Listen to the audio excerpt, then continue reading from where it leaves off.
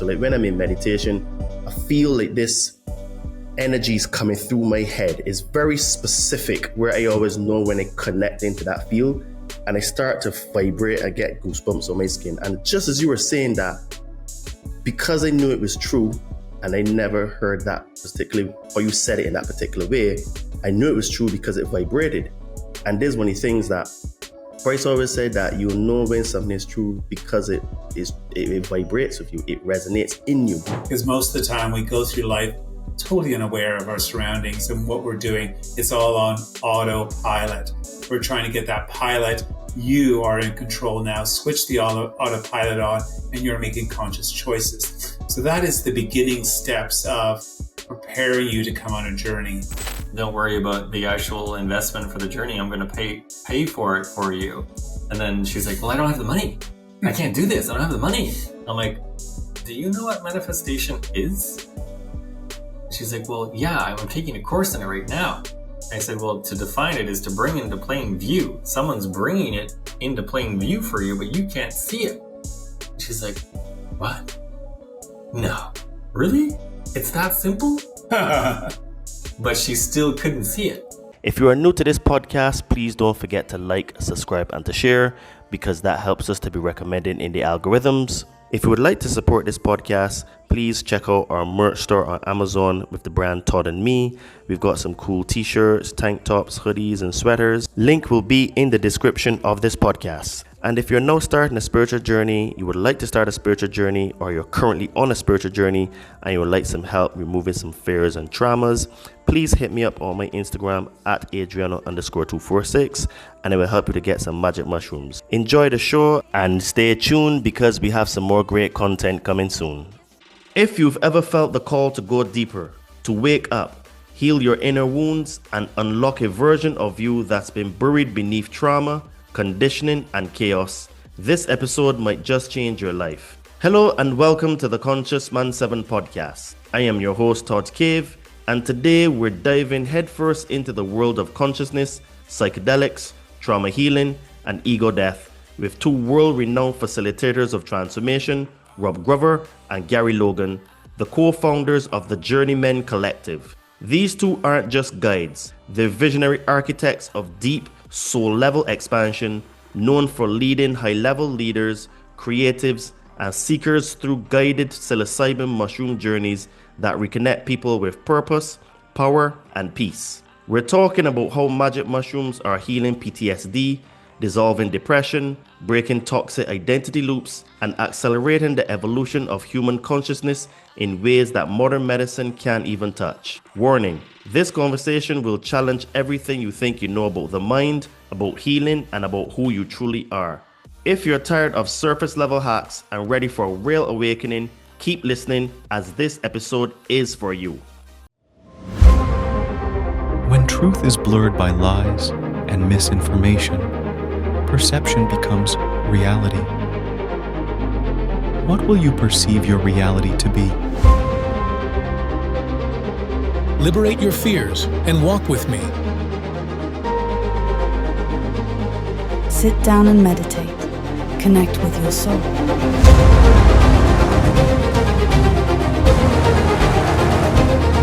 Be a monster and then learn how to control it. You gotta be willing to do the work.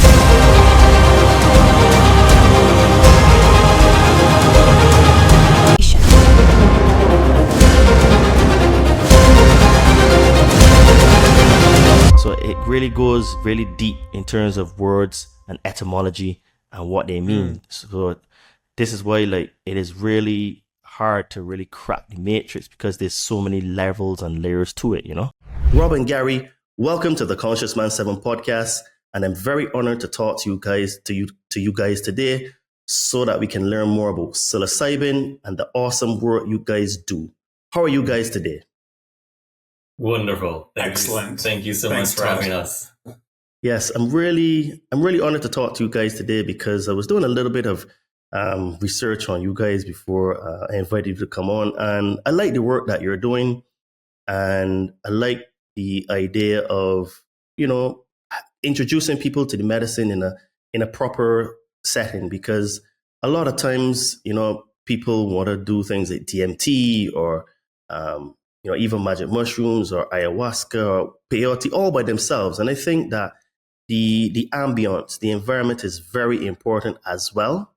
So I wanted to talk to you guys because I've seen some really good reviews that you're doing and helping some high level and affluent people, and also, other people that, just have a keen interest on improving themselves. Mm-hmm. So let's make a start here now. Let's start from the first principles, from the foundation. So how did the Journeymen Collective come into being, and what brought each of you to the world of sacred plant medicine?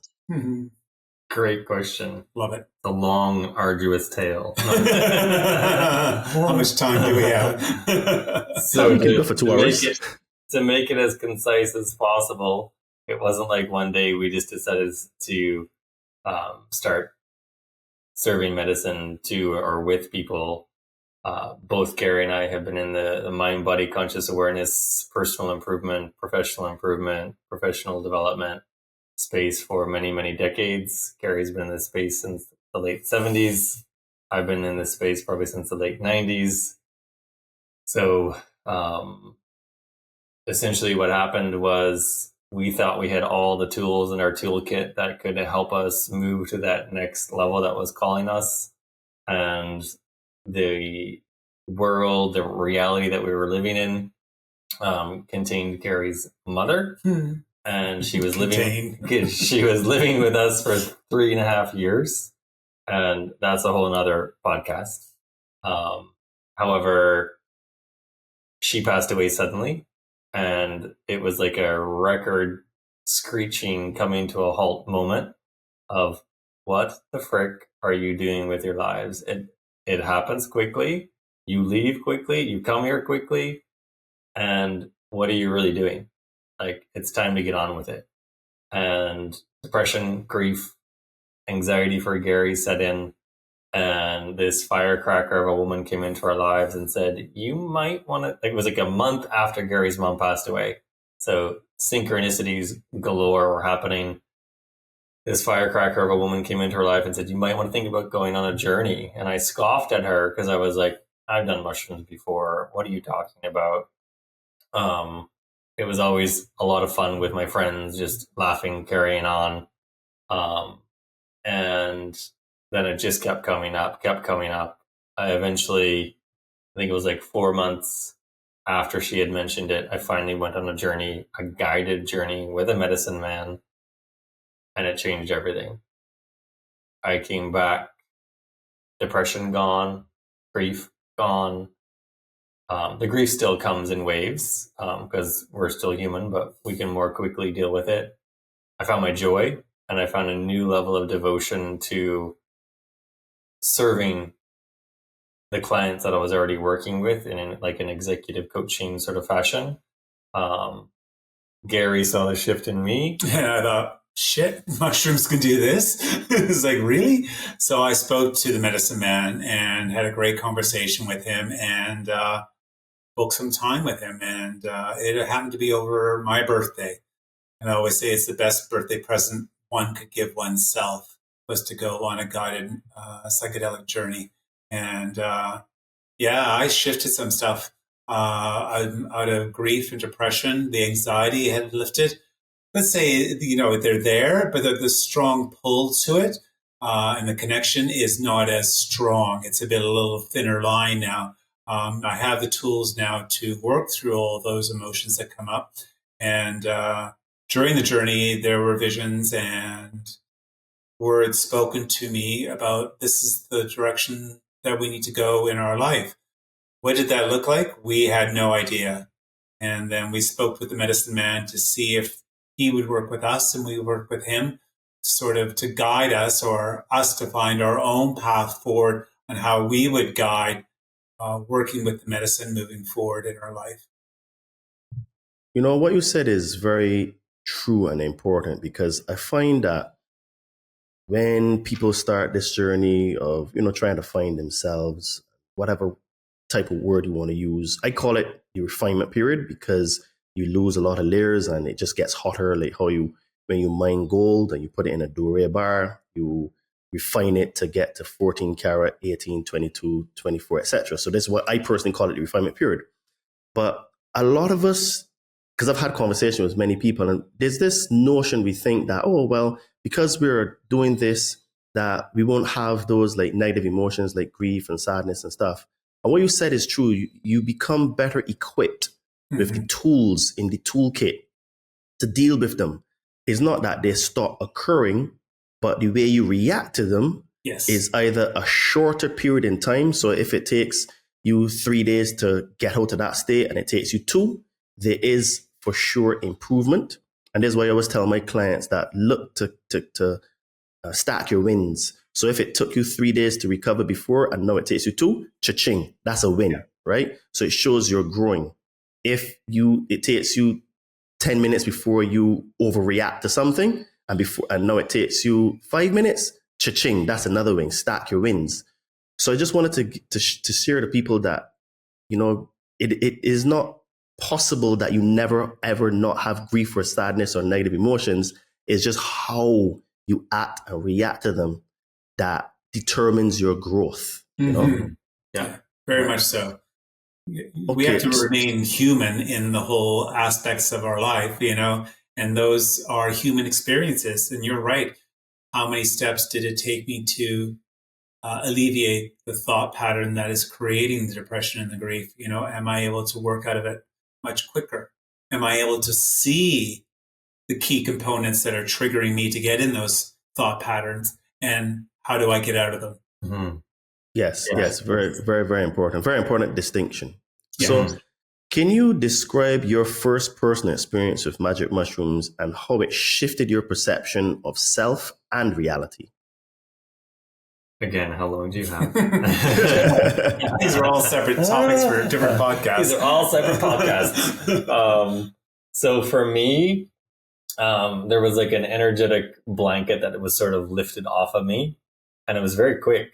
I had a good cry, and I recognized that I was deeply, deeply tired, but I was tired of me being the old person, tired of not speaking for the fear of judgment. And so there were all these like successive blankets that were sort of like were unsheathed or unraveled from my being. And I just felt lighter and lighter, and the depression left, the grief of Gary's mom passing left.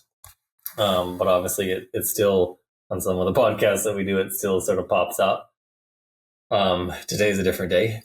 And then there was a lot of imagery on the inside that I had no context for whatsoever, but I knew that I had to remember it. And I saw a lot of different sacred geometries, and I was told in the journey, remember this. And then I've slowly pieced that together over the years. So it wasn't like an instantaneous, aha, I know the secret of life. Mm-hmm. I saw different Egyptian gods and goddesses, again, who I knew of, but not intimately. And then there was a grand celebration of meeting all the versions of me in all the different dimensions. Some of them did not look human, but I was never scared. It was like, oh, I know you. So the person that is listening to this, there's so much more to you than you may have been told. And I was open to receiving that, and it blew me wide open. But given the depth of spiritual teachings that we have gone through, that we've been through, I already knew it on some level. I just hadn't connected with it. So it was like a deep remembering of who I am, a deep opening to a new connection to who I am.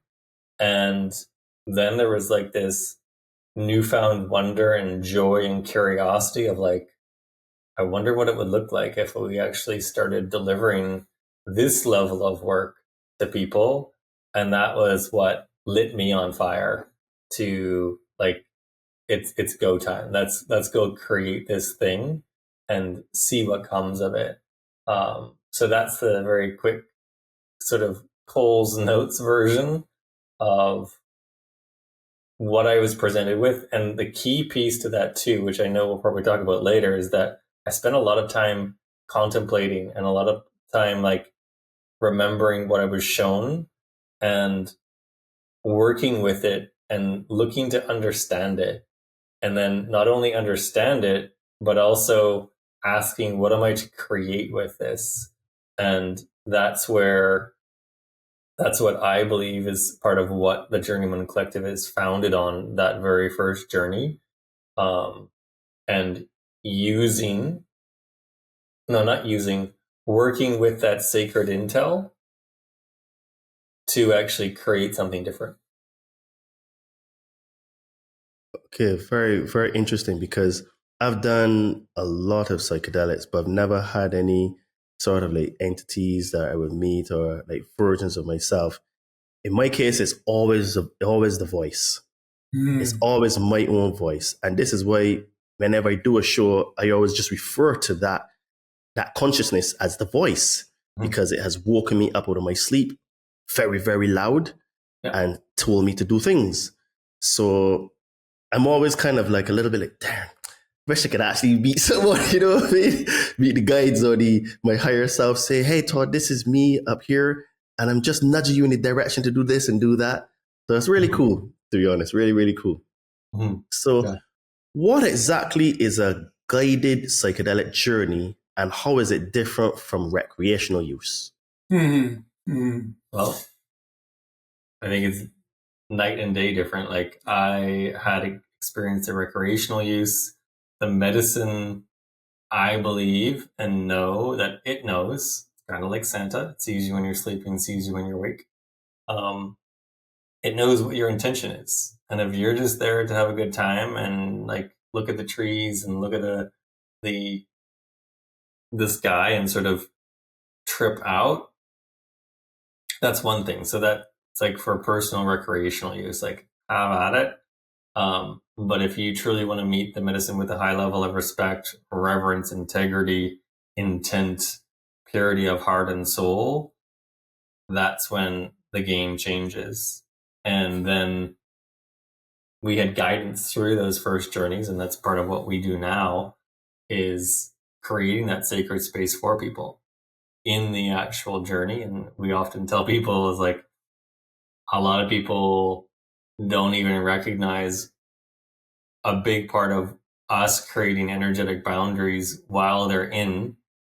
So it's creating the space for the individual so they can rest into the medicine very deeply, eyes closed, going in, listening to music that we curate for every individual that's with us. And it's having someone there that can read the signs, read the energetic signs in the spiritual dimension, which is vast, the mental, emotional, and the physical. So it's being able to sense what's truly happening for that person. And you as a guide, you are there to support them in ways that most people have never, ever been supported in this lifetime, because our culture has ripped that out of our existence. We have graduations, but they're superficial. We're supposed to actually have initiations, and that's what a guided journey can be for someone. Comes down to trust. Who are you giving yourself to in that moment? Sure, you can do it on your own in your room and you have the settings, but there's stuff that's going to come up that you're going to not be able to work through yourself. And then that's called a loop. The story is going around and around and around, and you get stuck in it and you don't know how to get out of it. With guidance, with the Journeymen Collective, you are taken care of. You are in it with that. We are in it with you all the way through. We prepare you 4 weeks in advance before coming on a journey. So there's a lot of homework to do to get yourself ready and prepared as much as possible. Because are we ever really prepared? We're only prepared as much as we can. So, and when you come to Kelowna, British Columbia, you're with us for 4 full days and you experience 2 psilocybin journeys and 2 full days of integration. And as we had a little pre-talk before the show started, the integration's the vitally important part of the journey process. So we put 3 months of work in with you to ensure that your old habitual pattern of thinking, doing, and being is shifting and changing, as we talked about, that shortening of the experience of whatever is coming up for you is more important than staying in it. Do I have the tools now to get out of it, to move through it quickly? Okay, I'm curious. So, because I've done a lot of ceremonies myself, do you guys take some of the medicine with them, but just at a lower dosage? Because like with ayahuasca, the shaman takes a small dose of ayahuasca. In Bufo, I've done, they smoke a small amount. So do you all take a little bit of the psilocybin? Yeah, it's like a microdose, yeah. Okay. Now, the thing is with the microdose, 'cause I've done it, I guess maybe it's my physiology. I don't really feel a difference. So I guess it's like to get to the level where it is up there, but you're not too much into it then. So that dosage would differ between two of y'all because y'all are, okay, slightly different builds. Yeah. And do you believe that everything is frequency and vibration? Absolutely. Yeah. Mm-hmm. So then whether it's a romaine lettuce salad or magic mushroom, that's all a frequency. The spirit, more importantly, of the medicine, when you build a deep relationship with it, you can tune into it. And like, I'm even feeling it right now because we're talking about it. My body's getting a little bit heavier. It's getting a little bit flush. So you can attune to that relationship with the spirit of psilocybin in a moment's notice. It's like a radio channel. You're just dialing it in. And I even contemplated doing a microdose this morning, and the guidance was no. And then I actually feel like I'm having a microdose right now. So it's all a game of frequency, a game of awareness, a game of building that deep relationship. And the medicine knows, like,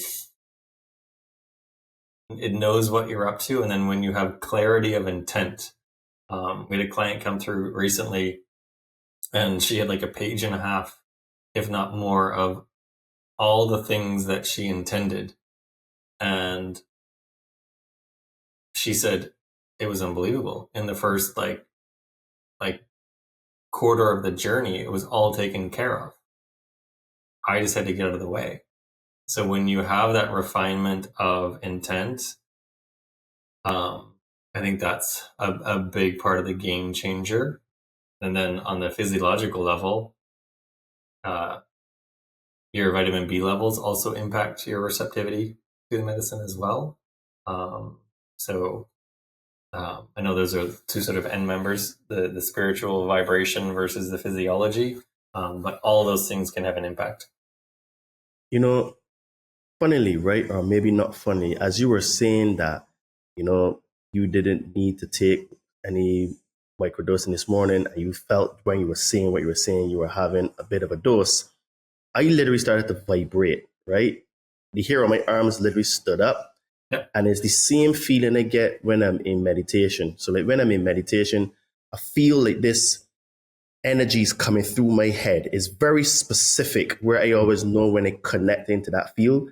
And I start to vibrate, I get goosebumps on my skin. And just as you were saying that, because I knew it was true, and I never heard that particularly, how you said it in that particular way, I knew it was true because it vibrated. And there's one of the things that Christ always said, that you know when something is true because it vibrates with you, it resonates in you. Because we're multidimensional beings and we've been here from the beginning, all truth is already known to us. It's just when we hear it, we know it's true because you automatically get that connection into that field, because truth is a vibration. It's a frequency, right? So it's very interesting that you said it and then it started to vibrate literally like that. Like it was like, I've known this before, So why do you believe psilocybin is reemerging right now in this chapter of human history? gosh, again, that's another podcast. People are looking for connection. I don't think they're looking for psilocybin, but psilocybin is a vehicle to help them get more connected to inner self and those around them, whether it's their employees or their loved ones, relationships, or with their children or friends and family. People always say, there's something missing in my life and I'm not too sure what it is, but I feel a bit disconnected. Mm-hmm. And through the journey process, that connection gets stronger and their awareness of what they're needed to be connected to is shown. Mm-hmm. And I think people are looking for a new way. Yeah. And it's actually not a new way, but it's a reemergence of an old way that we've just forgotten. That humanity, culture, society, whatever you want to call it, has bastardized it to, like, if you take this, you're going to lose your mind. You're going to fry your brain like an egg. When in actuality, like, a lot of people like, oh, am I going to lose my mind? It's like, yes, you are. And you're supposed to, because what is mind? Your mind is a collection of thoughts, feelings, and actions, and some of them no longer serve you. So, like, let them go so that you can have new thoughts, new feelings, and for the most part, your own thoughts, your own feelings, and your own actions, not something that has been impressed upon you through familial programming, through cultural or societal programming, because we've all been programmed. Generation after generation after generation, like the way that someone sets the table, the way that someone cooks a meal, it's been handed down. Like in my family, the way that bread is made was something that has been handed down. But then it also extends to how someone develops their career, how someone develops their relationship with money. All of that has all been handed down. And also what functional relationships look like. Most of our society doesn't know what that looks like.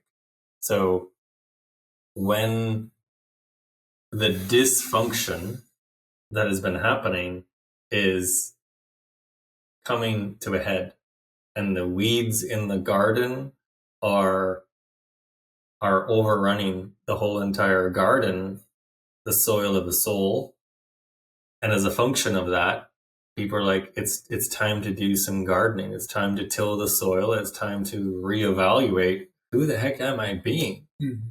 And like, what am I truly here for? Like, to your listeners, like, ask yourself that, like, what am I truly here for? And when you actually start to get like super refined with that answer, you'll start to change how you're actually operating in your daily life. And if someone says, oh, well, I'm here to make money, it's like, no, that's the effect, the law of cause and effect. What are you at the cause of? What empowered service are you offering the world? And I think that's the other thing, that people are looking for new ways of business. So if we're to language that in our language, people are looking to move from business to conscious business. And they're looking for things that they are not just rationally or logically minded connected into, of like, oh, well, this is what I'm going to do for the rest of my life until retirement. Then I'll go do the things that I really want to do in life. No, what does my heart say? What is the intelligence and the intellect and also the intuition? So intuition merged with intelligence of the heart, intellect of the mind. When we bridge those three realms, that's where people will start changing how they function in their business or businesses or relationships. And as a result of that, new business or new ways of business that are truly prosperous start unfolding for people. Yes, I am seeing it on my side in terms of like, because I'm always on social media because my business is pretty much social media based. And I saw a very interesting post by this girl, very, very fit girl. And it said, I'm trying to remember exactly, I have everything, but nothing fills me. And I said that was a very good snapshot of where we are in our evolution as a species, where we have all of these things, we have all these trinkets, but they no longer fill us with, quotation marks, joy and happiness. Mm-hmm. Because also some of my clients, I have, and yes, obviously I'm a fitness trainer, so everything is based on fitness, but I build a lot of other different things in terms of the consciousness and the spirituality aspect of it. And all of them say to me, Todd, but one of the reasons I really want to work with you is because you're not just one dimensional in terms of the fitness aspect. And a lot of them say, but right now in my life, I feel like I'm in a transition. Like some of my clients do very well for themselves. And they're like, when I was young, I was just taught to go there and make money.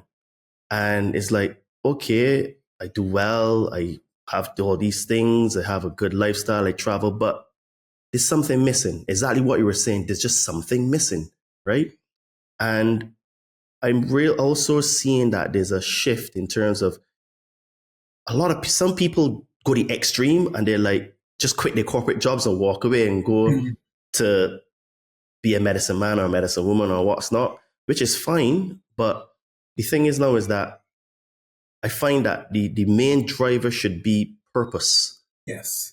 And without purpose, feel like you're actually serving others. Because one of the big shifts that I saw in myself and also in how to show up in this world is that we have to shift the mindset from thinking about me and thinking about us.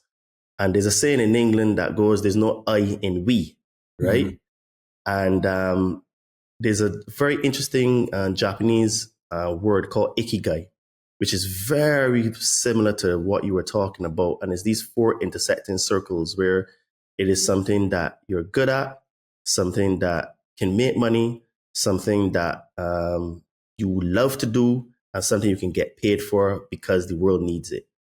And I think that that's a very good exercise for anyone listening to this show. And funnily, my sisters who introduced it to me, and I've introduced it to some of my clients as well to help them to find out exactly what their purpose is, because that is just a different way of saying exactly what you said, but from a different side, because some people are a little bit more analytical. Some people need like diagrams and to see it. I used to be a civil engineer for many years, so that worked really well for me because it's like, okay, this is a diagram here. Okay, I can see here. This is like a plan. It's a vision. And you have to ask yourself some questions, just as you were saying in the exercise. So, it's really interesting that like we have all these different concepts and different ways of saying the exact same thing. And it's just that it resonates with different people. But this is all knowledge coming back into existence now from a higher mind and a new mind and guiding us to the same path. But some people like chocolate ice cream, some people like vanilla ice cream, but we're all eating ice cream, right? So, it's just a matter of which flavor resonates for each person, Mm-hmm. Yeah. So let's talk a little bit about understanding the psychedelic process. So what happens in the brain that and the body during a mushroom journey? Also, what's happening at soul level? What's happening in the soul when you're having a journey? Great question. So at the soul level, I think it does tie back to the physical level, obviously. And we see the soul as something that's not only in the individual, but it's around the individual like a giant bubble. And one of the things that we teach people is to rest into the medicine. So they'll actually go into stillness. They'll go into silence. And when you go into silence and you go into stillness, that's when you can actually start to commune with your own soul. So you can start to speak and have a connection with your own soul and feel and sense like what's actually there. So your awareness of your soul opens up, and then on a grander scale of the soul is that you can potentially connect to the whole entire universe. You can potentially connect to the God within self, the God outside of self. But it's the oneness that we are all connected to that can blast through you in a very powerful way. A lot of people will cry when that actually happens. And they're like, I just met this energy, and I think it's what people call God. Or they may commune with loved ones that have passed. And then they recognize like, oh, my mother who passed away, like she's actually still with me. So the law of connection becomes very, very apparent with the soul. And then physiologically all the way down, like I'll work through like the mental part and the emotional part. People start to quiet the mind. And sometimes they'll say like, I actually had no thought and I was a little bit concerned. Or old thoughts that I really needed to have some time with were coming up, and I had to let them go. So I had to witness it. So it's like you become sort of omnipresent, and you start to see yourself in your own thoughts, in your own emotions, and you start to shed those. You start to let those go.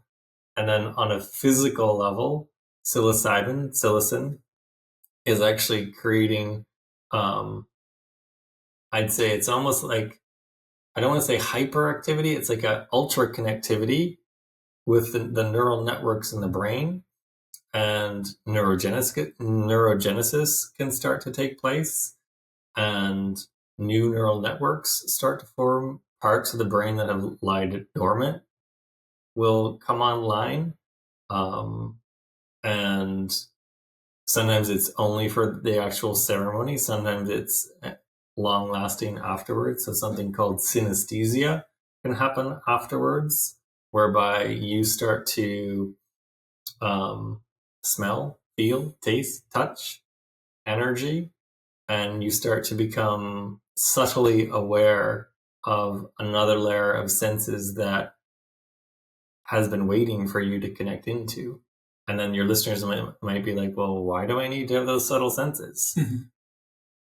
It's the next level of your being that wants to drop in, and it can optimize your life, optimize your awareness of if you're in a boardroom, in a board meeting, or just having a conversation with an employee or a friend. Your awareness is heightened. And because your awareness is heightened, you can start to ask different questions of the people and the places and the things that are around you. So it's an amplification of your awareness through the whole physical, emotional, mental, and spiritual aspect of your being. Sometimes the body goes through a bit of a healing process, since we are holding ourselves unconsciously through tension, unwanted tension, but we're not aware of it. And we've always wondered why I have a sore neck, or I get a headache, or my hips are sore, things like that. A lot of the clients, after completing a journey, say the pain in my neck is gone, or the headaches have subsided. My hips feel great. My knee doesn't click anymore. These things, my intestines seem breathing. There's more of a connected wholly of your whole self. Yeah. It's very interesting what comes out of a journey. Yeah. There can be, like, I'm thinking of an individual that we worked with last year, and he was like, I'm not an angry individual, but there was like rage stored in my like intestines, and I had to like really be with it, and not only be with it, but what happened is that he learned how to process it. So now going forward in life, when that actually happens again, it's not like, oh, I need to go into medicine space to deal with this again.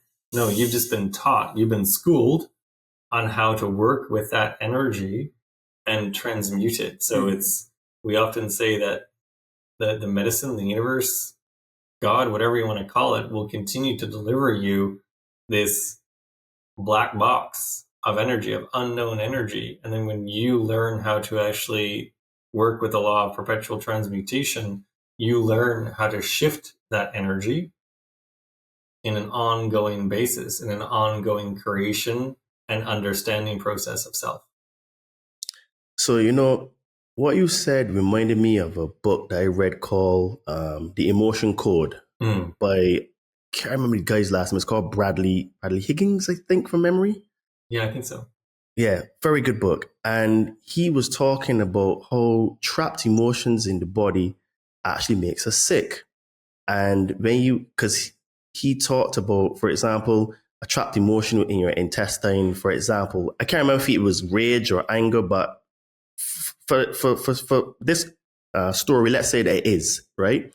And he would move that energy from there, and that person would get automatic healing because it was just an energetic shift. Mm-hmm. And energy is a lot more powerful than we realize, and it is actually everything, because energy is akin to the wind.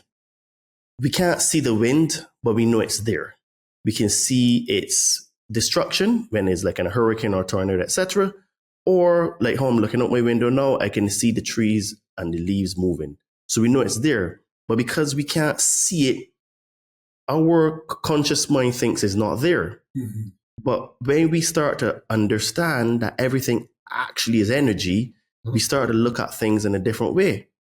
And what you were saying about how the new neural networks and pathways get grown in the brain, in Joe Dispenza's work, because I read quite a few of his books, he says that when you create new neural pathways and new neurons in the brain, he says those neurons, when they fire together, they wire together. Mm-hmm. So you actually can create a new belief system, a new self, a new way of being by having a psychedelic experience and then doing the work afterwards with the habits that you will put into place from actually doing it. So this is why I tell people a lot, like, if you're going to go on a spiritual journey, combine it with fitness, because most likely before your spiritual journey or doing any sort of medicine, most people today aren't really doing much exercise. Mm-hmm. So I say to them, look, if you can work with me, not that you have to do medicine, but what levels up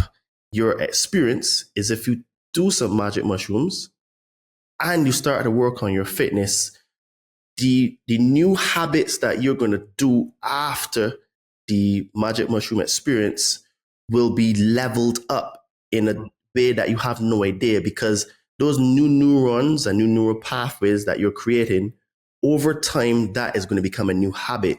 That's your new way of being. That's your belief system. That's your new default, right?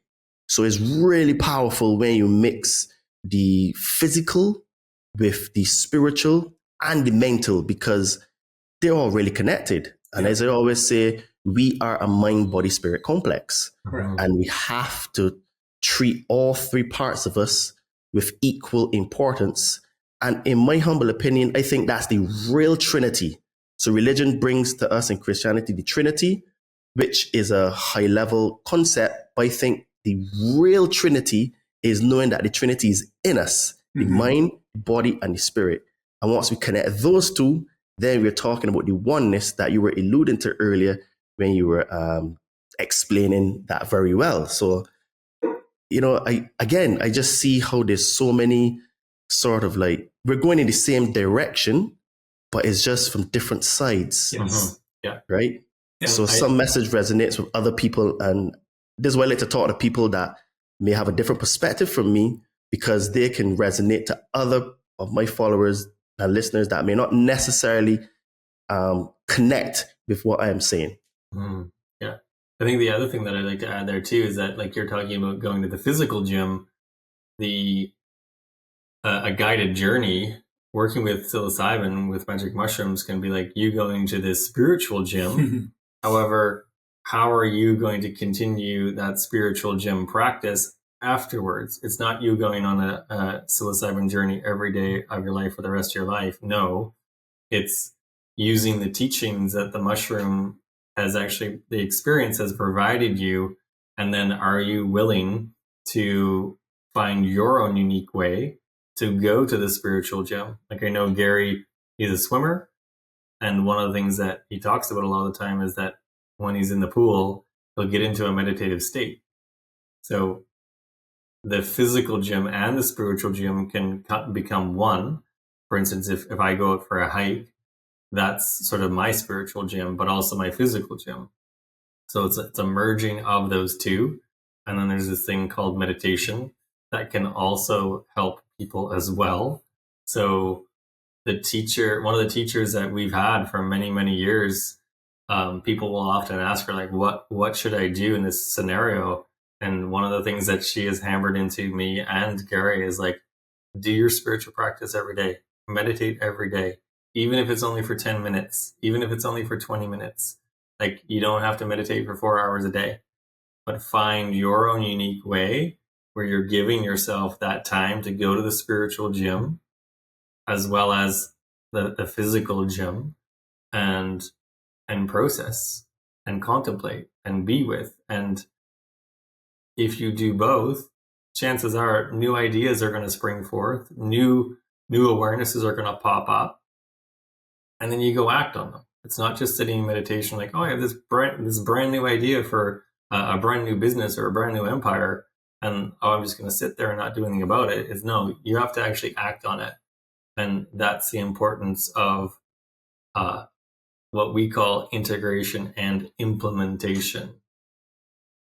Yes, very much so. They definitely have a symbiotic relationship, and they feed on each other. And the more one grows in one area, the other two parts of themselves grows as well once you put in the implementation. So I completely concur. So what does current research say about psilocybin's effect on the default mode network and our patterns of identity? Psilocybin gives you that reset, that reboot. And I alluded to it before, whereby people think, oh, am I going to lose your mind? Am I going to lose my mind? It's like, yeah, again, you're supposed to. So it's a letting go. It's a dissolution of different ideas. One very simple pattern that I was exuding before I went on a journey was that I was afraid to speak for the fear of judgment of what someone might think of me. And that was part of my upbringing as well. And when you start to get in touch with, oh, I can actually speak my mind, speak my heart, speak my soul. And if someone doesn't like that, that's okay. If someone judges me about it, that's okay too. So it allows for authentic communication to start to come through, authentic creation to start coming through, because a lot of what happens is, I think people start to, when they have a curated experience that allows people to, like, most people are in the whole fight or flight nervous system. They're always in like hustle, hustle, hustle, hustle, hustle, go, go, go, go, go, go, do. They're human doings, not human beings. And when they actually recognize, like, phook, I can actually rest into this other nervous system that I have,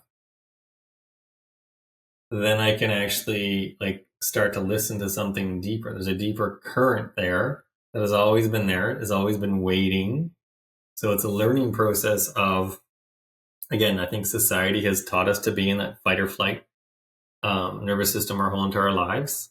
And when you witness that flip, that switch, and that you as an individual have ultimate control on that switch to go into your other nervous system where you can actually relax, your physical body opens up and relaxes. Old tensions will potentially open up. I remember one of the first journeys I ever went on, when we started guiding people through in our beta launch. I remember there was like a snapping and a popping happening, like just below my belly button, my navel, and it reverberated all the way up into the back of my head. So there was some old idea I had about myself, and it disappeared, and that tension disappeared. So it allows you to create a new default mechanism. And then after a while, you're going to start to recognize, oh, this is a new default. And there's another level that's calling upon you. And what we see is that people will come, I'd say 20% of our clients come through a journey once every 18 months. 60% come through journeys maybe once every 2 to 3 years. And then there's another probably 20% who are like, I've got my marching orders. I don't think I need another journey for the rest of my life. I've received so much. So that's the dedication and devotion that people have when they come and work with us, because it's a purpose-driven journey. And then they tap into their own ability to reset that default mechanism again and again and again and again and again. So they become aware that, oh, I'm in a rut. I'm in an old record groove, and I need to pick up the needle and go to a new track. So would this be akin of penetrating the central nervous system? Yes. Yeah, because that's the way Joe Dispenza describes it in his books, right? Because he's very scientific, and I'm being a former civil engineer, I can go to both sides, very esoteric, but still very technical and specific and numbers and data and stuff like that. So yeah, it's the parasympathetic versus the sympathetic nervous system. And then, so the fight or flight mechanism gets turned off. And that's when I'm a little bit reticent to use the word healing takes place. It's a shedding of the old. So shifting. The shifting. Yeah, the shifting of the old. But first and foremost, you have to become aware of it. And then you're aware of like, oh, this is rage, this is anger, this is hurt, this is grief, this is pain. And I need to look at this and then let it go. So I think a lot of people are afraid to actually process yesteryears, yesterdecades emotions, because no one's actually truly shown them how to do it in a beautiful way, in a way that you can rest into yourself. And then you start to, again, I'll say take control. You learn how to actually use your own nervous system. You teach yourself. Yeah. The medicine teaches you. Yeah. Very interesting. Yeah, totally. The medicine is definitely a teacher. So let's talk a little bit about how do we prepare. So how do you prepare someone to meet their subconscious through a psilocybin ceremony? Because you alluded to it, but let's get a little bit details of how you actually do that. We always ask that magical question, what is it that you do to meditate? What process do you do? It's always the first thing to step into. And some people say, I have difficulty meditating. So we bring it down to what you do in fitness. Is like fitness is a form of meditation. You have to be present in the moment on knowing what you're doing when you're doing it. So lifting weights, running, bike, swimming, hiking. So we say if you are doing these activities, you are going into a meditative state, even if you're consciously unaware of it. Now that you know that I want you to bring awareness to what you're doing when you're doing it, that's bringing you back to the moment. So it's a practice of remembering I am running. I can feel my feet on the ground. I can see the tree. So that is a practice of awareness, because most of the time we go through life totally unaware of our surroundings and what we're doing. It's all on autopilot. We're trying to get that pilot. You are in control now. Switch the autopilot on and you're making conscious choices. So that is the beginning steps of preparing you to come on a journey. Other things would be reading, finding music that you want to listen to. Be aware of the language that you're using is vitally important. We have a program that says mind your bleep language. And it gives you, how do you stop that language from coming out? We get you to teach you to come into heart, think with your heart and love with your mind. So reverse the coming out of the mind and out of your mouth. Stop, breathe, take a moment. How am I going to respond in this situation? And then move forward from there. So it's a redirection, a re-education on how you are thinking in the moment. And with that, we're with you once a week online, seeing what's coming up. Because as soon as you say yes to the journey with the Journeymen Collective, things in your life are shifting already because you've said yes to change. And you have to be open and willing to move forward through those changes. There's going to be some setbacks. That's why we're here, to ensure that you're moving forward. I always say that life is a pinball machine and you're that little silver ball that's been shot into the game of the pinball machine. And Rob and Gary, the journeymen, are there as the bumper guards to make sure you don't go back into the hole and go back into your old way of being and doing. Because once you come through the journey, we want to ensure that you're moving forward in the direction that you choose to move forward, not the old patterning. So it's disrupting the patterning to create your new pathway forward. And I think also helping people to find a way to be in stillness. And that allows the brain to actually go into epsilon modulation. So it's like 0 to 0.4 hertz. And when you actually learn how to go into that, what we would call ultra stillness, that's when you can actually flow, let the old energy go, and the new energy can come in. So it's akin to, if your listeners know what the game of Tetris is, it's that little game that I think it was on Game Boy or something, and the old blocks are at the bottom, and those old blocks need to leave because those old blocks are the old ways of functioning, and then the new ones are coming in, but you haven't let go of the old ones yet. So the new intel that's always coming to and through you, you're not aware of it. You're not able to process it. And then this thing known as depression or anxiety takes place.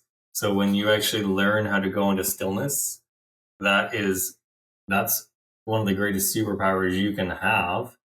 And another thing would be, like, one of our clients, he started journaling for the first time in his life. And I think he was actually a civil engineer as well. He's in a different career now. But when he was in the space with us in the 4-day intensive, he actually said, like, I've written about 12 pages in the last day. Like, I've never, ever done this. And some of that time he was just letting his pen flow. And he went into this sort of like automatic writing phase. And then he went back and read it and it was like, wow, this is actually quite brilliant. It's like, why haven't I done this before? Because you've never been taught. It's always, no, you write this, you do this. It's a regimented way of living. And all of a sudden you give people the permission slip to freely create what they truly want to create. And all these new things start coming through. So it's like, it's giving people permission to be. And then all of a sudden it's like, oh yeah, I'm a human being and I get to be who I want to be. And then another part of that process that we guide people through in preparation is like, what do you want to create afterwards? What do you want to create? Sometimes the creations happen fast. They actually happen before the actual in-person journey. And so it's getting people very clear on like, what is their vision for their life? And we call our journeys a purpose-driven, visionary, guided journey because there's a purpose for you to come in to do the work. And then you're also creating your life the way that you want to create it, free of any outside input. Wow, that is very, very interesting. And it's true though, like you can actually have some shifts after the medicine. Because like with me, like what I do is literally day and night what I used to do. I was a civil engineer, worked on the biggest construction project in Europe at the time. And here now I talk about consciousness, spirituality, and fitness online in a space that I guess, like you said, you give people the permission slip to do it. Yeah. And when you actually start to really lean into your purpose, like I go back to the ikigai, when you're doing the thing that you like to do, it doesn't feel like work, it is like, wow, this guy was like, I never write. And I'm writing and wrote 12 pages. Like, he's like, this is actually kind of good. So it's like you kind of unlock all these different types of skills and talents that you never had, Mm-hmm. And so these are all the positives, But what I hear sometimes people say, oh, Todd, I wouldn't want to try mushrooms or bufo or ayahuasca because I don't want to have a bad trip. So can someone experience then what you call a quotation marks bad trip? And if so, what's your view on the language and what it really means or having a bad trip? Usually we hear bad trips is when a person's done it on their own. they don't know what dose they've taken either. There's going to be challenging moments during any journey that if there's a guide with you to assist you through those times, that is the most important, because we are not just sitters. We work with you all the way through the journey process. Where we say we're not tissue handlers. We're there to hold your hand if you need it, but we're there to help you shift through the difficult things that are coming up that most likely you didn't want to look at. And it's like, well, this is what you're here for. You're here to shift out of those difficult moments in your life. And we're here to dialogue with you if you need to. But as we said, we like working in silence because we believe the words get in the way.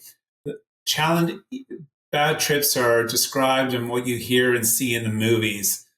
Journeys are journeys, and the experience is there for you to learn from, whether it's, you call it a bad trip. I say it's just an experience you're going through that is a bit of a challenge right now, that it was unexpected. It's not what the textbook told you how it was going to be, or your friends. Because when Robert went on a journey, he says, you're going to go birth the dragon. And I went, great, I look forward to that. And I text him the next day, I saw no bleeping dragon in my journey, but I did see other things. So it's never the same for anybody, and every journey's different. The thing is, as Robert says, the one journey is the life changer for anybody that's going to experience some mushrooms. And like with that too, some of the most challenging journeys that I've ever been through, I've learned the most from. So like, again, I believe that bad trip, bad journey, whatever, that's another cultural paradigm that has been put into people's minds to keep them away from actually like shifting what needs to be shifted. And if you have people that you trust and know what they're doing, they can help you through no matter what comes up. We've worked with people who have experienced what we would classify as ultra complex PTSD. And they come through the other side. And is it challenging? Yeah. But for the most part, they're like, that wasn't even as bad as the actual incident when it happened. I just had to let it go. And so there's a perspective shift that happens, and a deep knowing that, hey, whatever is there, it's there for me to learn about me, and the learning never ends. So for your listeners, if you've ever had a quote unquote bad trip, ask yourself, what was it trying to teach me? What was it trying to show me? And did I have the proper guidance, or did I just do 8 grinds by myself in a bedroom and then things went awry? So the medicine will grab you by the feet and slap you around. If you're not being respectful, you might think you are, or sometimes having a guide there with you is one of the best things you can do for yourself.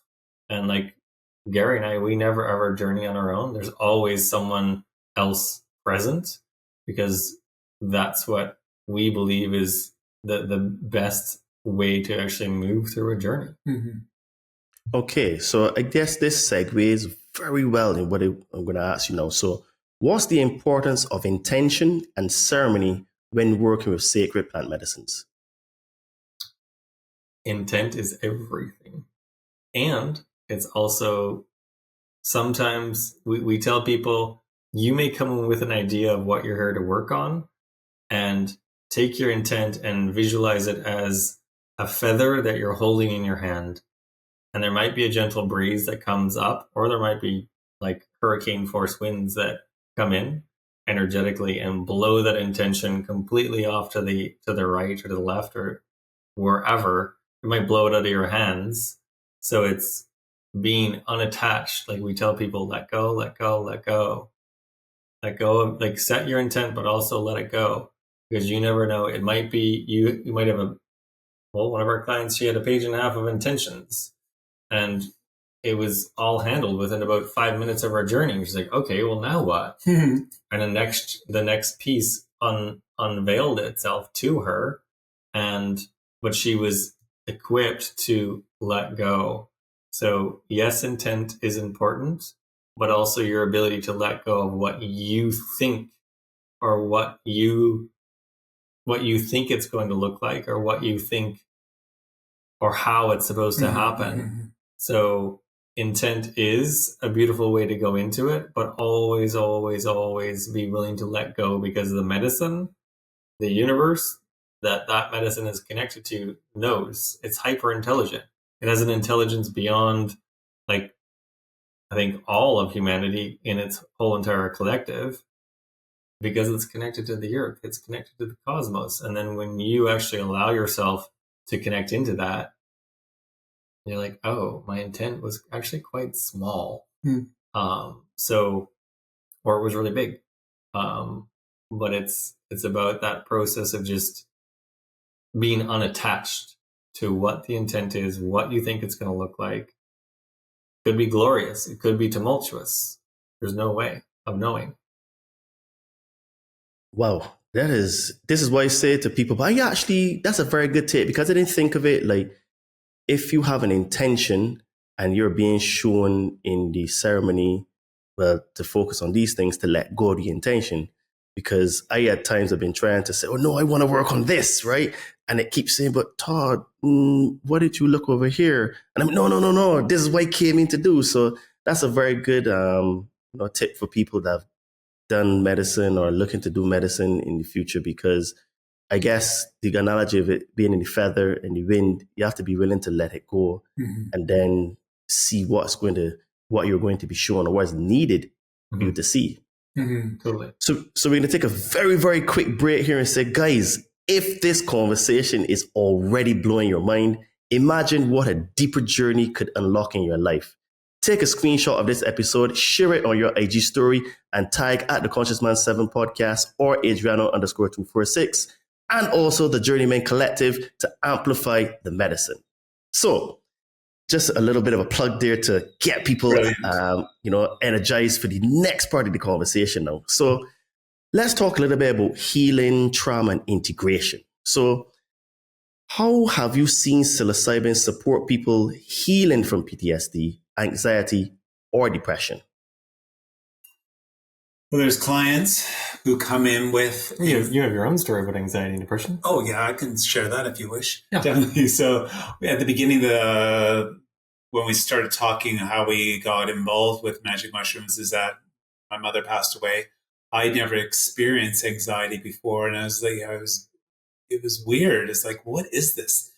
And so my intention when I went into my journey was to release the depression and grief and anxiety. Go in. I gave up all the seeking and just went in with an open heart and open mind. I'll accept whatever's shown to me and work through whatever comes up. I really didn't see or feel these, like, how do you feel or see depression and grief in a journey? Basically, it just helped it helped me see other things in life that were more important, and that you gave reverence for the past. And the passing of my mother, there was the grief of that. As like I realized that I had 100 lifetimes with this spirit called my mother. And these massive doors in Asia I came across, this massive lock came in, and spirit says that soul connection with that person who you call your mother is complete. So that, in a way, I went, oh, it was sort of a sigh of release and let go, knowing that she's there all the time. But I think going on in my life as another spirit or coming back as another human, I won't have that connection to that soul person on earth. There'll be a new contract written. So the depression and grief gets released. But as Robert says, it's still, it's there. It's a human experience.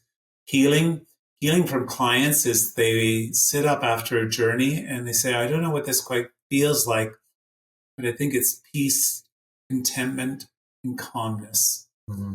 And they've never experienced it in their lives, especially CEOs, executives that are really at the top of their game, or even mothers who take care of 4 children.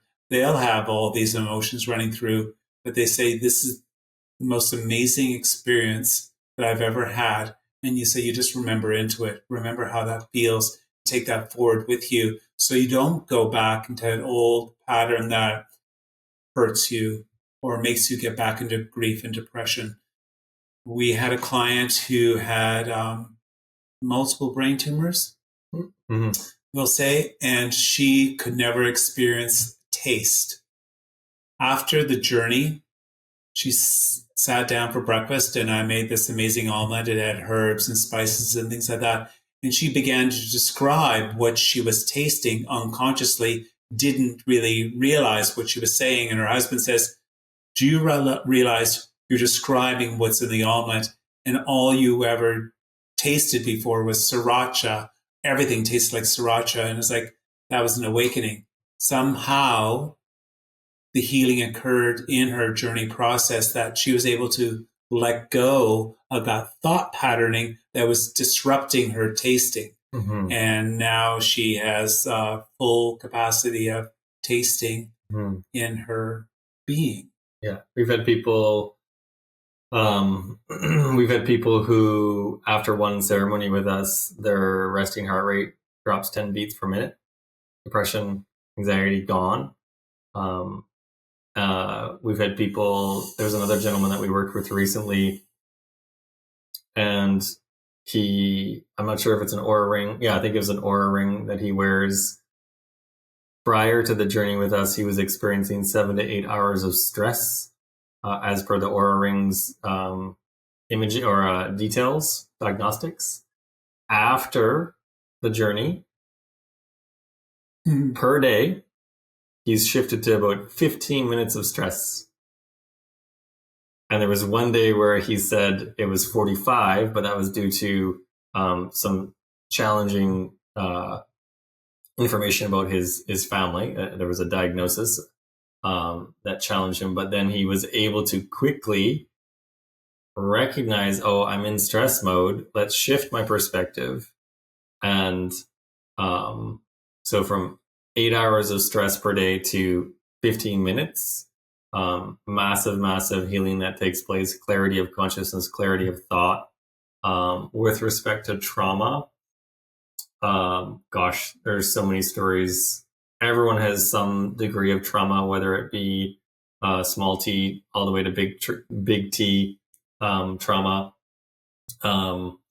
People who have experienced many shades of abuse and on mental, physical, emotional levels come through that and shift out of the energy that has been holding them back, and like full-fledged, like a rebirth of like letting go of the shame, letting go of the guilt, letting go of any of the old stagnant emotions connected to the abuse. And people then recognize that if some of the old memories come up, again, they have the tools to work through it and continue to work through, because sometimes it's not always complete in the actual ceremony. A lot of the time it is complete, but sometimes there will be old memories that will surface, and we give people the tools to like continue that shifting and sifting process that essentially allows people to be fully alive and to be fully, like Gary said, fully at peace and fully in joy. And then when the I guess the challenging emotions of life come up, then they're able to sit with those emotions and work with them. So yeah, a lot of like the energy medicine that we bring. So it's the energy medicine of Rob, the energy medicine of Gary, and the energy medicine of psilocybin. It is a trifecta whereby we're bringing specific energy through and to people in the actual ceremonies so that they can illuminate what wants to be illuminated. So it's a trifecta collaboration with the medicine that allows the individual to decompose or dissolve that which is no longer necessary in their human ecosystem of their physical, emotional, mental, and spiritual being. And as a function of that, this thing known as a new you can come forward in life. The medicine is definitely a teacher and a healer. And it, what you said is true. The medicine, you don't go mad or crazy from the medicine. You actually go sane. I am starting to think that the heavier the psychedelic experience, the saner you become. Right? Yeah. Because I realize that it really takes a paradigm shifting event to really shake people, to really wake them up, to really get them to look at themselves in the mirror. And looking at yourself in the mirror, I think, is the hardest thing to do as a human being, because it's so easy for us to look at other people and to point fingers and see the flaws in themselves, in others, but never to see the flaws in ourselves. And the medicine gives us that ability to actually see the flaws in ourselves, So I think the heavier the psychedelic experience, the more sane you become, Yeah. And with your analogy of the pointing at other people, we often tell people when you point, look down at your hand. How many fingers are pointing back at you? Yeah. So 3. Exactly. So there's a you're just seeing if something agitates you in another person has nothing to do with them, unless they're being abusive. So there's that caveat. But for the most part, it has everything to do with you and your perception. And when your perception isn't clean and clear, then you're going to see a skewed version of that person. And again, this is another epidemic that's happening on the planet, is this thing known as projectionitis, where we project our wounds onto other people and, oh, I'm so angry at you and you said this and you made me feel this. It's like, no.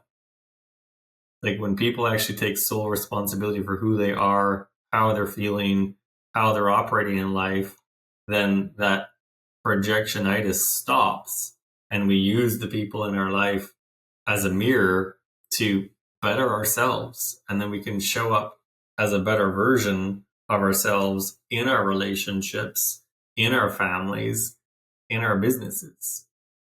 Yes, definitely. Projectionitis is very, very common, and you always have to take control of your thoughts and your words, because you always have to ask yourself, is this coming from a place of the ego, or is this actually what's really going on? This is what Christ says, you have to take capture of all your thoughts and your words. And that's really what that means, because if not, we just project onto to others what is really the flaws in ourselves, So what's the connection between suppressed emotion, trauma, and our ability to manifest or lead effectively? So I believe that, so if we use the analogy of a vehicle and you're in that vehicle and the windscreen has shite on it, or there's bugs smeared all over it, let the bugs or the shite that's on the windshield be the trauma. You can't see clearly. You can't see where you're going. You can't actually drive the vehicle properly. The vehicle is your body. So everything that you see is going to be through that lens of the shite that is unresolved. And as a function of it, you're looking, the glasses that you're looking through aren't rose tinted, they're shite tinted. And you're only seeing that. So everyone's against you. No one's there to help you. The world is your enemy. You are a victim. And when you actually learn how to, you as an individual, be an empowered individual, to clear off that windscreen, then you can actually see what's happening. Your perception shifts. And as a function of that, you become a sovereign, empowered individual to deal with your own shite. And then as a function of that, like what does manifest mean? It's to bring into plain view, but you can't see it if the windscreen is dirty. We spoke to a client one day, or a potential client one day, and she's like, "Oh, I'm taking this manifestation course," and her husband at the time was sitting there, or her partner was sitting there, and said, like, "Don't worry about the actual investment for the journey. I'm going to pay for it for you." And then she's like, "Well, I don't have the money. I can't do this. I don't have the money." I'm like, "Do you know what manifestation is?" And she's like, "Well, yeah, I'm taking a course in it right now." I said, "Well, to define it is to bring into plain view. Someone's bringing it into plain view for you, but you can't see it." And she's like, "What? No, really? It's that simple?" But she still couldn't see it. Mm-hmm. And as a function of that, she couldn't receive it, and she never ever came on the journey. Because it was too simple. It was too easy. It's like, no, I must have to suffer to some degree for something like that to come into my life. And it's like, no, it can drop in an instant. That's very interesting because, I've seen it like as well in my own self and with others and clients, that the solution generally is, for the most part, very simple. And someone can actually come and present the solution to you, but you're so, focused on the bugs on your windscreen that you're not even really seeing, well, actually, the solution is just there. Mm-hmm. He said, "Yeah, don't worry about it. I'll pay for it for you." I said, no. You know what I mean? And then he's like, "But I'm going to pay for it." And she was just so stuck in her loop that she couldn't see. And that's happened to me where people have actually offered to help me. And I've just was so into the thing and not realizing that the thing that is challenging me, someone will say, "Hey, Todd, I'll help you with that." And I was so stuck in that way of being that I couldn't even see that the help that I was looking for turned up. And then because the help wasn't appreciated, the help left. Yes. Right? So manifestation, the way you explain it is to bring in clear view, right? Mm-hmm. And yes, if your windscreen is dirty, the thing that you're trying to manifest can present itself, but you were just not available to take advantage. Yeah. This is why I say that there's nothing called luck. It's just a person who's prepared to take advantage of the opportunity when it comes, you know? They're too obsessed with the shite that's in front of their screen and trying to get rid of it. And they're trying to get rid of it. Mm-hmm. And they're too focused here. And actually, they need to stop focusing on the windscreen and actually, I can see on the other side of that person over there is offering me what I'm seeking. But I think it's going to come as we have a plan to think how we're going to receive it. And it's like, it's not always the way we planned it. Mm-hmm. Yeah. Yeah. My mate has a famous saying that he says all the time to me. He says, "Opportunities don't come wrapped in bows and smelling like Armani," right? And that is actually so true the way you just described it, where it's like, you can actually look on here, right? The opportunity is there, but it's not exactly how you expected it to be presented, wrapped up all in bows and smelling like Armani. So it may come in a Tesco bag, you never know. So. Yeah, you know what I mean? Exactly. It become a Tesco bag for real, Yeah. So how do you distinguish between a spiritual awakening and a psychological crisis during the integration phase? Question.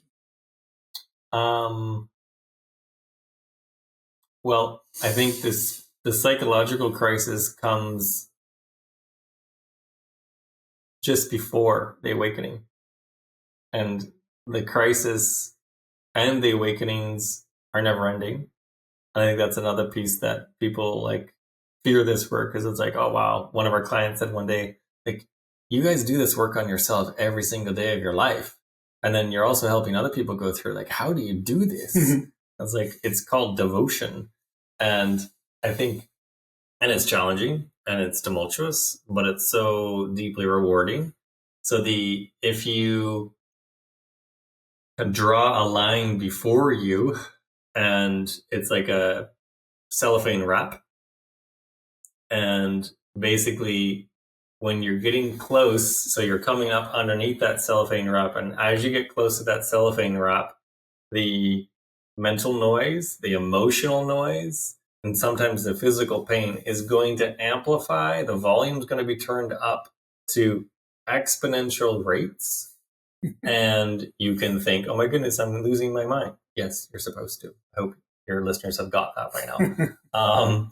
So when the volume, when frustration, when anger, when rage, when hurt, when pain, all those things start to amplify, most people will recoil from that cellophane wrap because they're like, oh, it's just too hard. I'm going to go back to the sofa. I'm going to pull the comfort zone blanket on top of me and just watch Netflix until the rest of my days.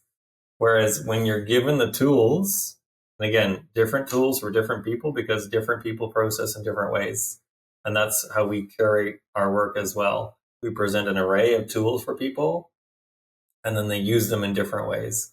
But if you actually stick with it, and what is it that, like, as you're moving through that psychological crisis, when you stick with it, you can break through. And when you break through to the other side, it's like, oh my goodness, now I don't know what compassion is. Now I don't know what trust is. The game has changed.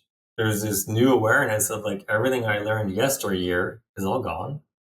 And now this fully fledged human being that was approaching that cellophane is this brand new being that's almost in diapers again. And now the individual has to go through that growth process in that new dimension. But the biggest thing is that you have to have vision. You have to know where you're going. You have to know what you want in your life. Otherwise, you can recoil too easily. And that's why the purpose-driven visionary journey is so important. So that's what's actually pulling you forward. Your greater contribution to the world, to the planet, to the other individuals in your life, in your lives. That's what's actually pulling you forward. So without that, it's too easy to actually just jump on the sofa and be like, I'm done. So there's on the other side of that cellophane, on the other side of that psychological crisis, that psychological crisis is just a letting go. And when you learn how to let go, then you can pop up into that new level of awareness, that new awakening. And with that new awakening, there can become new skills that you've never used before.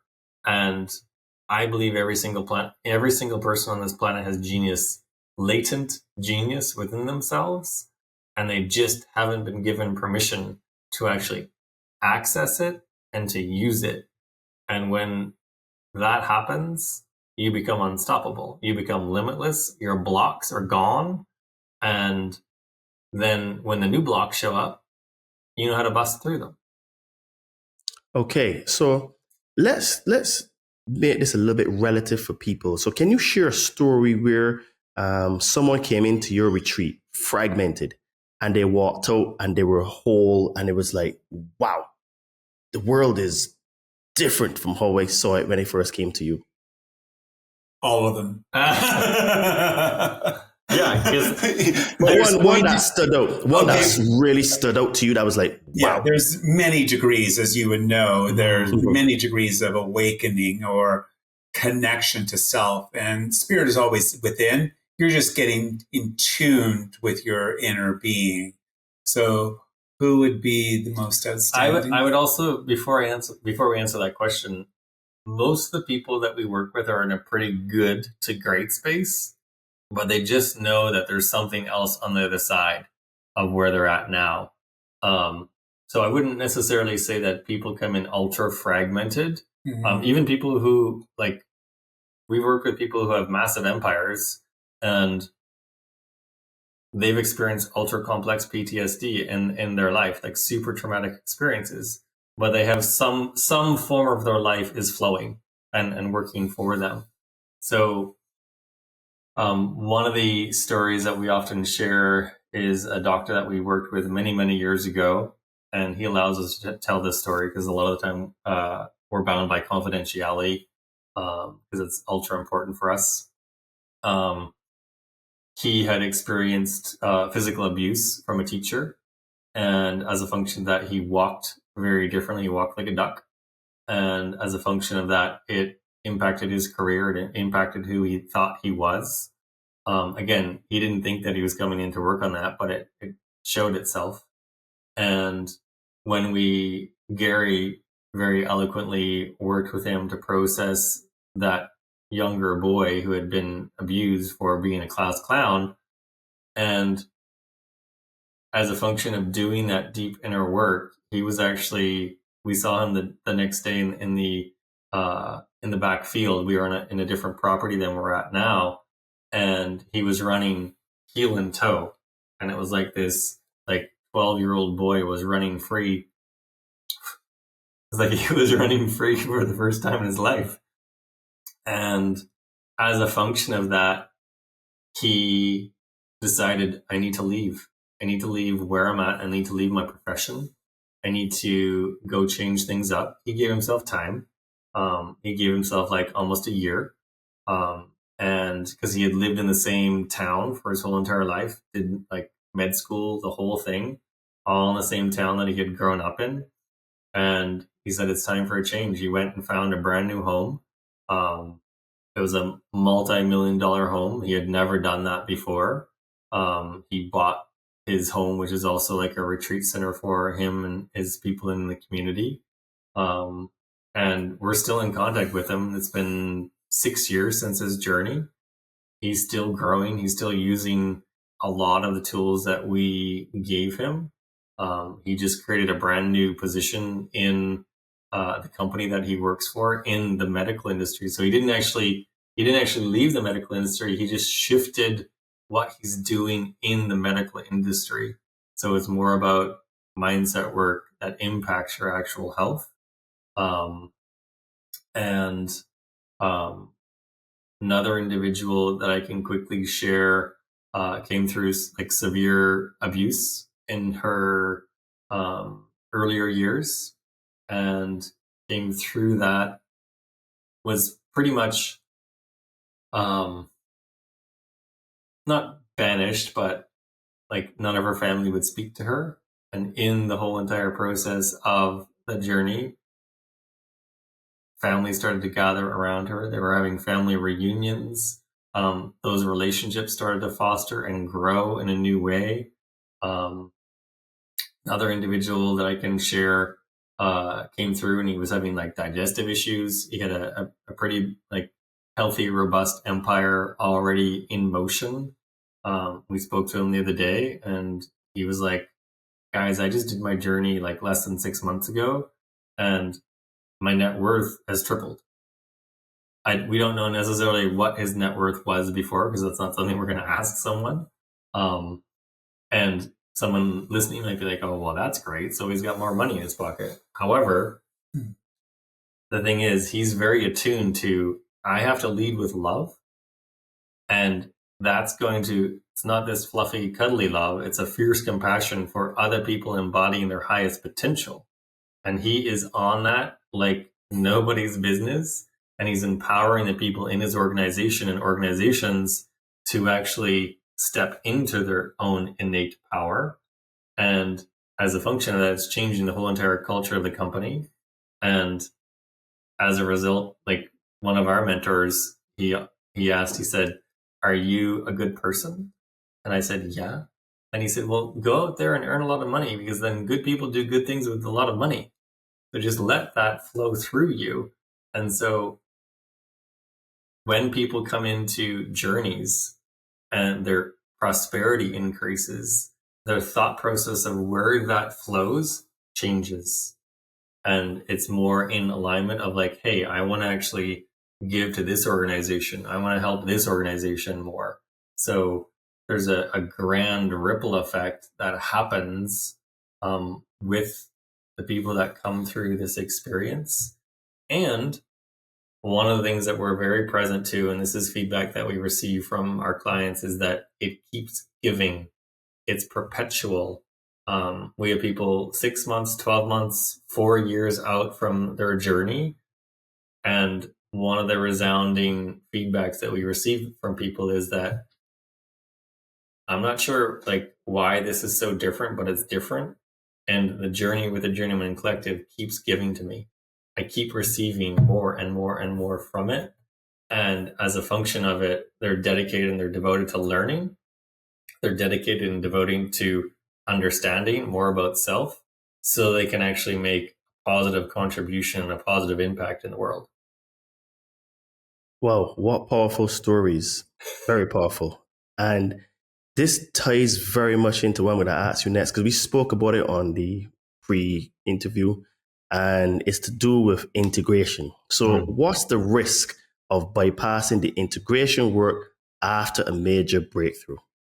Basically, if you don't partake in the integration, you've just gone on a trip, because you're not using any of the information that's been provided to you to help you move forward in life. So the integration is far more important than actually the journey, is so you can learn from what was shown so you're able to move forward. So that's why we come back to the pinball analogy, is like, we are the guides side by side with you to encourage you, to remind you of those stories of the past you let go. And sure, you can tap in if you wish and you think you need them. But the idea is like, I no longer need those. They've served me. I'm moving forward in the direction that I need to. So we believe that 3 months after the journey is the most important part. So you maintain the new habit of being and doing. Mm-hmm. And you anchor in the new habits, and sometimes people just won't. And I'd say that's a very small, like a small factor of the people that we work with, because we vet people, we screen people to make sure that you are dedicated and devoted to continuing the work. And it's like, basically, are you willing to continue to go to the spiritual gym every day, even if it's only 5 minutes, even if it's only 10 minutes? Doing that daily practice is vitally important. And like, the intel that is presented to you, you can synthesize and work with that information for the rest of your life. So, and any of your listeners and even yourself, Todd, like, if there's some deeply impactful experience that you had on a journey at some point in time, if you remember back into that and really sit with it and ask it, like, what else am I supposed to understand? What else am I supposed to know? What else am I supposed to actually be with? Then new intel can be given to you. And then the most important part is, what's the action part? And sometimes it's non-action. Sometimes it's, you're not going to do something. Whereas sometimes it's like, oh, well, you know what? I think I have to start writing that book. Or, oh my gosh, I have to go have that simple conversation with someone at work. And that's where we say a big part, the 10,000 foot view of the Journeymen Collective is accelerating embodied consciousness. And when you're working with the intel, that's what actually shifts. That's the embodiment process. It's not just in your head. You're a human being and you're a human doing. And it's that whole process of like, oh, I'm in the being state, and now I'm going to go to the doing state. I'm in the being state, and you're going to flow in that. So the journey presents the homework. Are you willing to take on the homework? And it can be challenging. And there's so many stories that we could share, even about our own journeys, where it's like, are you kidding me? Like, we're going to go do this? Even the formation of our company was like, what? We're going to like take both of our coaching careers, and we're going to step into this next level of what we're doing. And we just did. We jumped. We leapt. We jumped into that. And 7 years later, we're still here. We're having this conversation with you, Todd. And like, we're just getting started. We just went to Egypt, which again is a whole another like podcast in itself. We were there for about, I think, 12 days. And every temple that we went to, what do you see? mushrooms, blue lotus, and blue lotus. You see it everywhere. So they're telling you something, that if you actually work with mushrooms in a sacred, reverential way, and blue lotus, which is another plant medicine, you can start to decode the mysteries of life.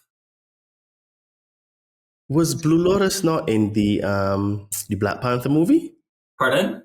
Was Blue Lotus not the sort of the medicine that you become the Black Panther with, from memory? I can't remember. But I know it was a lotus flower. My sister would probably correct me when she listens to this very well, because she's a movie buff. But I'm almost sure that it was the Blue Lotus flower that the guy would drink, or the person would drink, to become the Black Panther. Right? Interesting. Yeah. So You never know. very, very interesting. I'm gonna chat with her. So I might be wrong, but I know it was some flower, and I think it was a Blue Lotus, because the movies are pretty much predictive programming anyway, you know? Yeah. So what are some of the most common ego patterns or illusions that psilocybin helps people dissolve? So the ego patterns that a journey can help dissolve: I'm not enough, I'm not worthy, I'm separate, I can't do that thing that I've always wanted to go do, I can't be in a functional relationship, I can't have love, I can't have a partner in my life, I'm going to be single for the rest of my life, I'm going to be broke for the rest of my life, which is often rare with the people that we work with, or I'm never going to get to that next level, I'm never going to feel connected.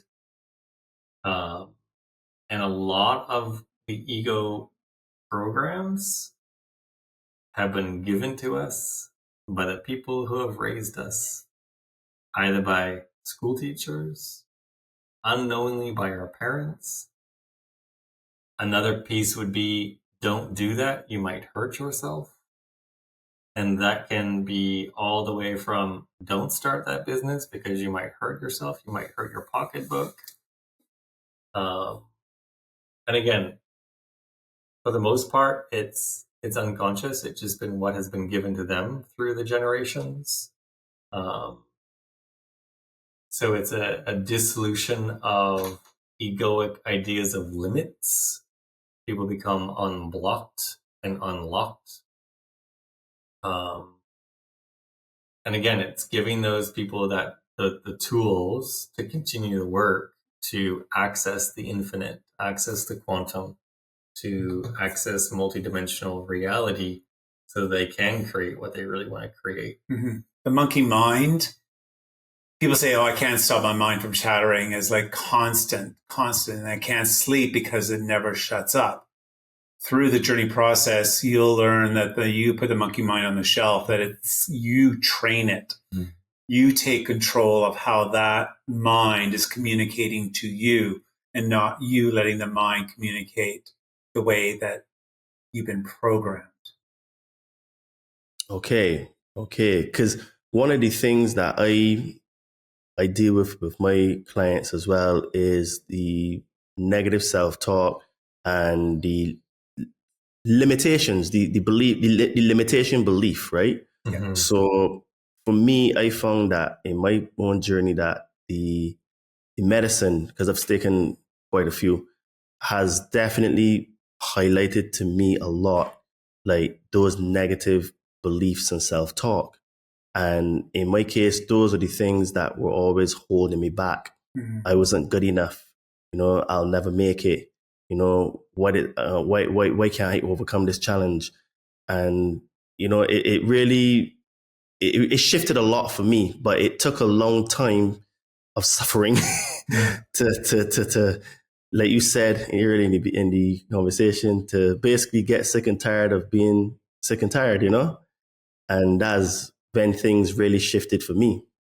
So let's talk a little bit about consciousness, identity, and human potential. So would you say then, is psilocybin the next frontier in the evolution of human consciousness? It's always been there. Yeah. It just happened to be put in the closet for a very, very long time. Hmm. Yeah, I think it's having a resurgence for a reason. And like all plant medicines, I think are having a resurgence as well. So the consciousness of those medicines are also like obviously sending out the signals, and then people are like picking up those signals. Like Michael Pollan wrote the book How to Change Your Mind, and I think he was like he was a food critic or something along that lines. Then all of a sudden he found like psilocybin and some other medicines, and he's sort of known as like an expert now. But the consciousness of the medicine is calling, people are answering, and I think that call is going to heighten because the level of chaos, the level of shite that's happening in the world, the level of deception that has been taking place in the world, is more people are becoming aware of what the systems that are in place are actually doing. And that can be jarring. That can be traumatic in itself. To be like, oh, like, what do you mean that institution doesn't have my best interest at hand? What do you mean that like my education was like actually put a lot of limits on what I can and can't do? That's not true. Can that be true? Yeah, it is. So obviously there's a reformation and a revolution. I think that's happening. And for us, part of what we were guided to do is go and work with people at the top of their game who are inside of some of the global companies and have that ripple effect take place where they become empowered, sovereign individuals inside of companies. They love what they do, so they continue to do what they do. And they become more powerful. And then as a function of that, they become more empowered. And then as a function of that, they empower the people around them. And all of a sudden people start thinking for themselves and recognizing, oh my goodness, I have the answers within myself. So again, it's business is going to revolutionize, because one of the things that we were shown is that as of 2025, what is one of the largest drivers of activity on the planet known as Earth? It's business. People get up, they go to work, do this thing known as work, or work in their businesses. And when people start to land into the purpose-driven model, that's when other people witness like, oh, wait a minute. Like we had a client, she was like, oh my gosh, she was mid-journey. She sits up, she looks at me and she's like, oh my gosh, like you answered your calling and you're actually doing it. You answered your calling, you're being it, you're doing it, and you're actually like pretty successful at it. Like, I was like, yeah, why? And I was like, why is that a foreign concept to you? So it's like, it can be deeply prosperous. And when we actually allow ourselves to flow with that ever present current, I call it the quantum slipstream or the jet stream. So there's a jet stream that cycles around this thing known as Earth. There's a quantum jet stream as well, and you can click into it. You can pop into it at any moment. And when you start to do that, anything that you want to create, anything that's been in the back of your mind. So your listeners, if there's been this like idea that you've had since you were 12, like, hey, I want to go do this. Like, I think it was like 2002. I had my very first spiritual training course that I ever went on. I sat there and this little whisper came out of me. And it was like, I so want to do what she's doing, the teacher. Like, I was like, that's what I want. I want to be in her position, helping people. And I was covered in goosebumps at the time that the whisper came out of me. And then the logical mind kicks in. Like, no, Rob, you've gone to university. You've got 2 degrees. You're going to go do this thing known as petroleum geology, earth sciences for the rest of your life. You'll have a great career. You do that. Then you can go do this. But then the whisper just kept coming through, and I couldn't not listen anymore. So the divine, the universe, the quantum consciousness will have your way with you. It'll break you down. It can be brutal. but it can help you build something that you're truly here to build if you're willing to flow with it and be in that soulful, purpose-driven prosperity model that's available to everyone. I see. So then what do the mushrooms teach us about death, ego, and soul purpose? That it's supposed to happen. Death is supposed to happen. We had a client, she came through in her second journey. She was like taking her pulse and she's like, oh my goodness, like I think I'm going to die. And like, okay, let's just step outside for a moment and like just be with this. And she's like, but I feel like I'm going to die. And I look at her, I was like, that's what you came here for. She's like, what? And I was like, not physically. I said, mentally, emotionally, and spiritually, there is a death upon you. And what is death? It's letting go. That's all it is. And when you, as an individual, learn how to let yourself die again and again and again and again, what's on the other side of death? Rebirth. So you rebirth, you revolutionize yourself again and again and again and again. And all of a sudden, it can be a little bit painful, but all of a sudden it's like, this thing known as death isn't all that bad, because then I actually get to live into my ever-evolving highest potential of what I truly freaking came here to do and who I truly came here to be.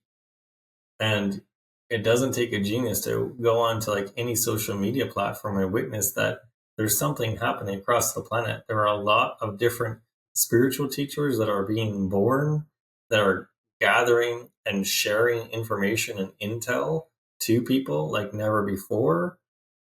And it's happening. Like it's only going to continue. So if there's something within your listeners that wants to be born, just say, okay, like, hey, show me the way. We often tell people like, pick up the quantum phone and like dial 1-800 like spiritual help. Your guides, your people who have passed, they're all there waiting for you poolside, having an energetic martini, and you just haven't called and asked for help. So if you ask for the support, it's going to be there. It's going to show up. You just have to be willing to see it, receive it, and be with it and co-create with it. So it's the co-creation process that I think we train people in, because when you're in a creation process, it's like, oh, it's just little old me doing this? No, co-creation invites the entire freaking universe to be at your back, to be with you, to actually move with your soul and to move with your spirit, whatever you want to call it, to let the universe, God, the divine, the quantum flow through you into a new experience, because that's what the universe wants. It wants to experience something different. And then when you let go of the old dies away and the new is set forth. So basically what you're talking about then comes through what it's called altered states. So what role does altered states play in expanding our awareness of the unseen or the quantum field? Mm-hmm. It's a good tool. There'll be a number of people out there that can say that you can get there without the altered state. You can do that through breath work and meditation, yoga. But we believe that if this tool is available to you, I mean, it's not fast tracking. It's a quickening. It's a quickening, yeah. Mm-hmm. But it's the altered state opens a door. And it's like, oh, it's true what they say. Mm-hmm. When I went on my journey, I had no clue what mushrooms would do to me or expectations. I just went in and received.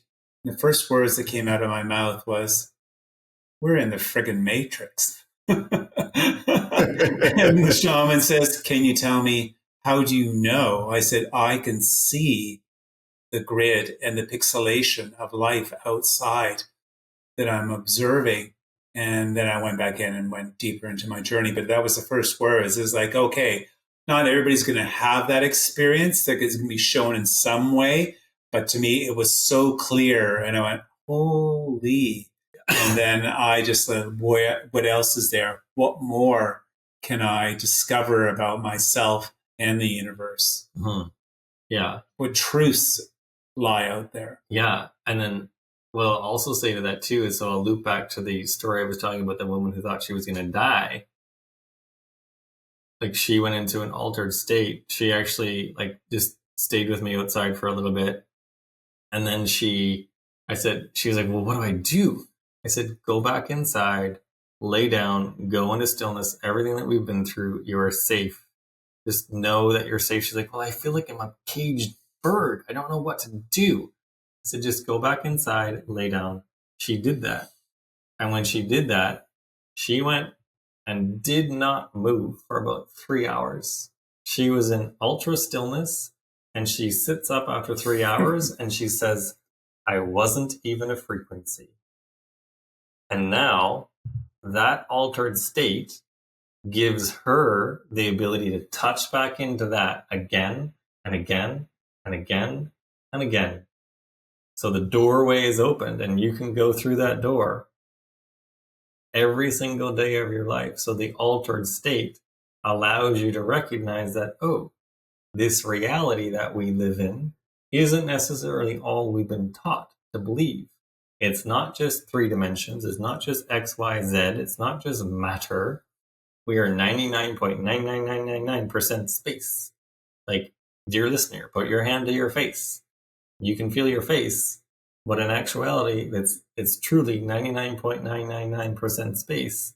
And when you can start to learn how to shift your ability to open up, to allow the flow of the quantum, the universe, God, whatever you want to call it, when you can learn how to let that flow through you, that's when new ideas will flow through. And your capacity to be with that and to co-create with that is unending. So the woman who thought she was going to die, she, like, I wasn't even a frequency. And she was like, the bird is no longer in the cage. And she said, I'm free. Finally. You know, this is why I am a very big supporter of psychedelics in general. Because, like you rightly said, you can get the same effect from breathwork and meditation. And I say those are absolutely fantastic. But what I say all the time is that with psychedelics, whichever one you take, you can get a real shot. Because with the others, you need practice, you need skill. It becomes something that you have to learn to do.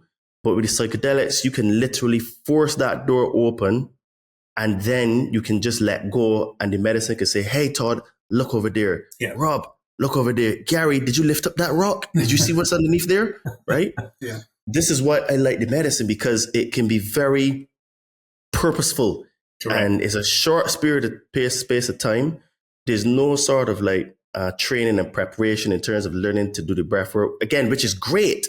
But if you want to have a bit of a nudge to say, hey, okay, you want to get a little bit of quick download, like you said, a quickening, boom, take the medicine and then let it show you what it's supposed to show you. And I think the main thing for people to take away is to let go of the fear, because the fear really means false evidence appearing real, right? And the thing you fear is generally a lot less than the actual fear itself in most cases, right?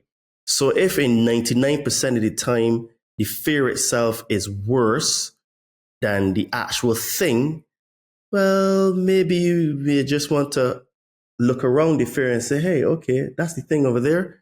All right, let's have a crack at you. You know, let's see what we can do to overcome you. Either we jump over it, we go under it, we go around it, we dig a hole, we go through it maybe. You know, the medicine will show you exactly which angle you need to approach challenge that you have in your life, you know? So How do psychedelics help leaders and entrepreneurs reconnect with authentic success and aligned vision? I think that's one word, two words. Empowerment. And you already mentioned it. Authenticity. People all of a sudden are given this ultimate permission slip of like, oh my goodness, I no longer have to be what my family thought I was supposed to be. I no longer have to be what my school teachers thought I was supposed to be. Oh my goodness, I no longer have to, like, I can release all these masks or false identities that were put upon me by someone else who didn't know what the frick they were talking about anyway. And then I glommed onto them and held them and potentially took them to my grave, but now they're gone. So that authentic expression, that authentic permission slip to co-create what you want. And then also the leaders who are really stepping into this work they've stepped into this pillar, and this pillar of light, like we spoke about when you said, oh, I felt this like energy move through me. That pillar is like sort of their guiding light of like, oh, I'm in alignment. Oh, I'm not in alignment. I'm in alignment with that flow. And when they're connected with that, they're introduced to it or reintroduced to it in an actual ceremony. Then they go back into their corporate life and they recognize, oh, wait a minute, I'm not in alignment. Oh, here I am. And boom, that's when the empowerment flows through them to sit down, call the people that they feel that they're supposed to call. We tell people, ask every day, who am I to connect with? Ask that every single day, and names will drop in, people's faces will drop in, and then go do it, take action. And it's a new level of empowerment that I believe is rippling through the whole entire world. And it's also, I think, a third word is people start to sense this in aligned integrity within themselves, where it's like, hey, I'm no longer willing to be that old person that was yesterday or yesteryear, that was really scared to go and speak my truth or speak what was moving through me. So people start even channeling as well. And some people will say, my goodness, I don't know where this came from, but I'm being told I need to share this with you. So they become a little bit more brave. And then that bravery just compounds. So it's like a compound effect of empowerment, authenticity, and integrity. Okay, so I've got a very important question here now, because it's something that comes up in conversation with people with me, and it's something that I've had to wrestle myself. And how can someone experience an ego death and still thrive in a grounded, ambitious, modern life where it's kind of like we see the matrix is there. We know we want to separate from it, but we're kind of forced to interact with it. And there's this conundrum that we have where, like, how do I navigate through what I've been shown, but still stay grounded, ambitious, and still in a modern life? How can someone deal with that? Embodiment. Okay. Okay. So define ego death, because that is a definition of like a number of people. It's used a lot. Yeah. Okay. So I would say that you die to your old self. Yeah. So your old way of being is gone. Yeah. But you still have this conundrum, but Todd, I need to go there and make money. Mm-hmm. I need to support my family. I've got bills to pay. Like, I've got to go back into the matrix and, you know what I mean, to be this provider and protector. Like, I'm torn. So how can someone go through all of that and still then, you know what I mean, be ambitious, mm-hmm. be still grounded in their new principles, their new beliefs, and still have a modern life?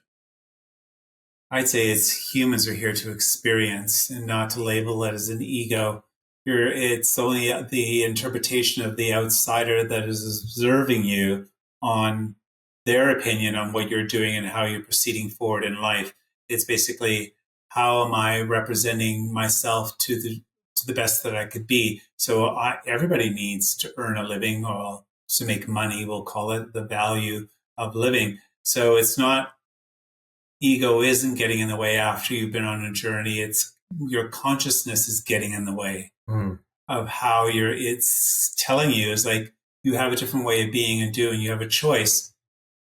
A served you in an unheartfelt way. Now you're coming in a new way through your heart. Am I representing myself to the best that I can be and not worry about what other people think and do? As Robert said earlier, is basically, I am making a conscious effort to live my life to the best way possible. And this is the way I'm going to do it now. There's many paths than other paths between A and B. You just have to find the one that works for you to get there. The old way wasn't from your heart. It was from your thinking mind.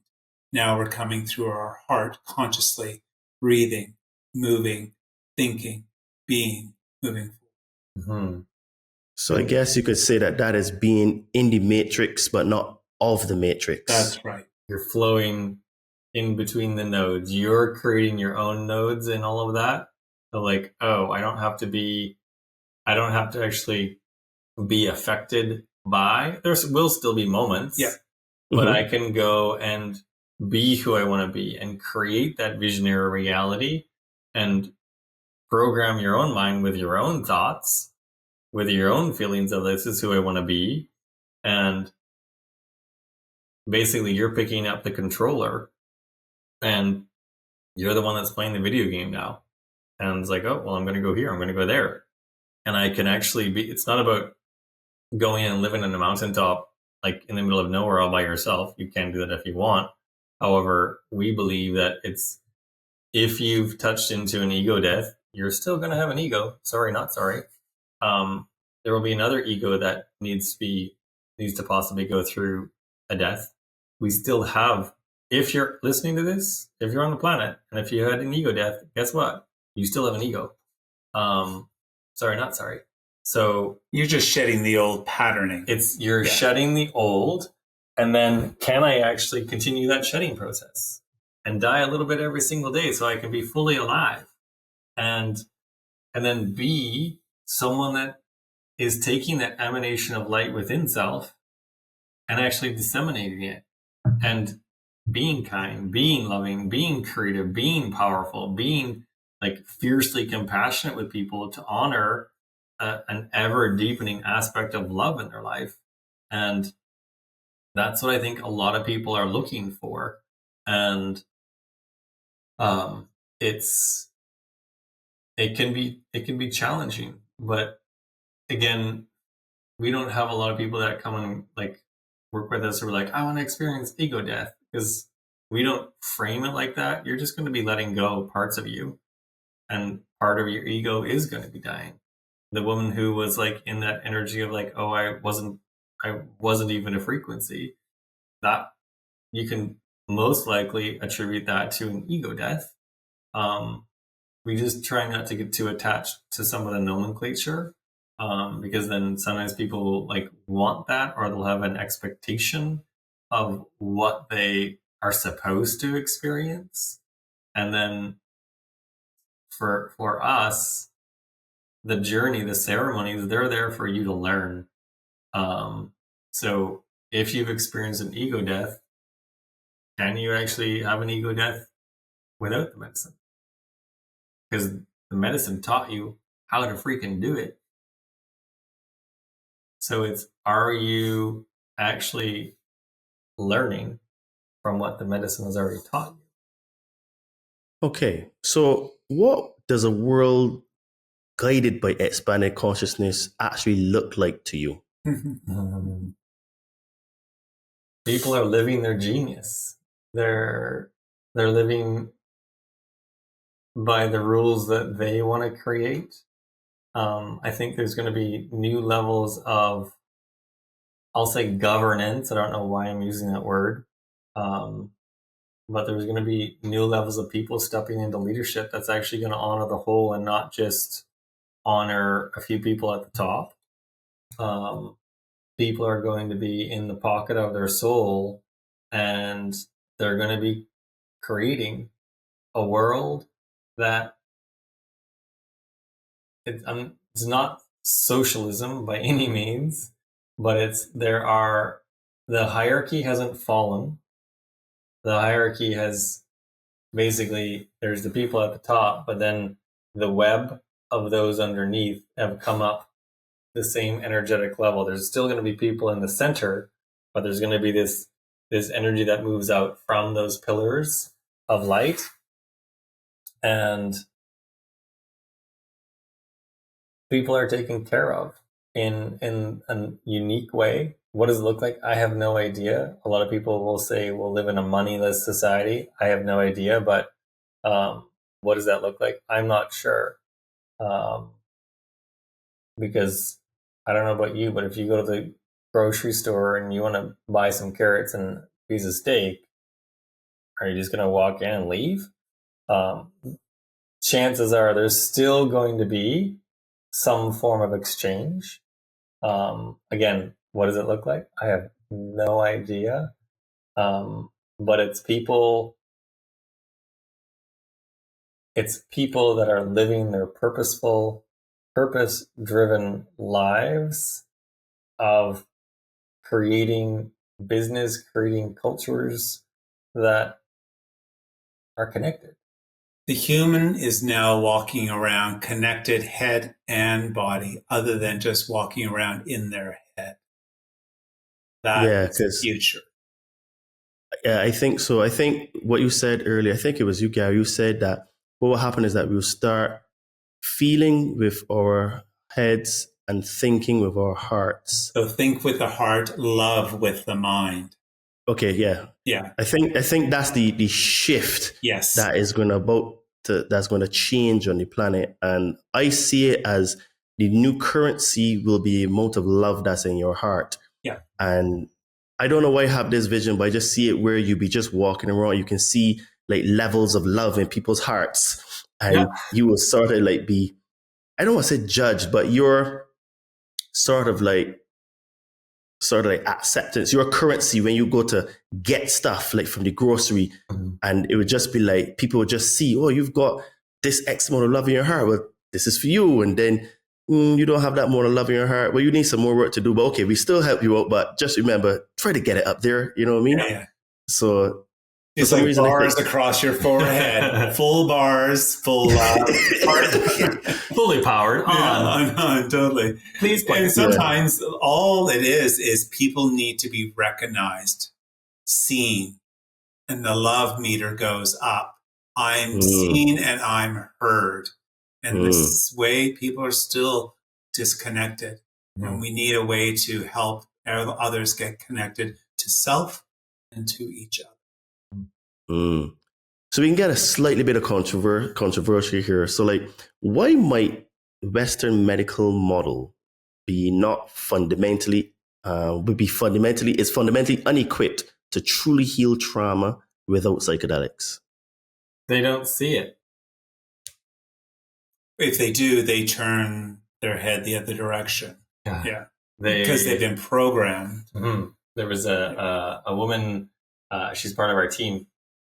And I can't recall exactly how the scenario played out, but basically, I think she saw a psychiatrist, a psychotherapist, and she had just started doing some journey work because of a concussion she had, healed 80% from a debilitating concussion after one ceremony. And then the psychotherapist said, well, everything that you experience in your journey isn't actually real. And I'm like, OMG, WTF. Like, that person is so off base. Reality. You can create your reality however you want. There are realms to reality beyond three-dimensional. So the Western model is very three-dimensional. It's very materialistic. It's like Gary landed in the hospital like last month and had an issue with a gallstone. And what did you say to the doctor? And they did a little head turn. They couldn't quite comprehend it. Something about well, it's my skin has a rash because there's something going on the inside that's telling me something on the inside isn't quite working right.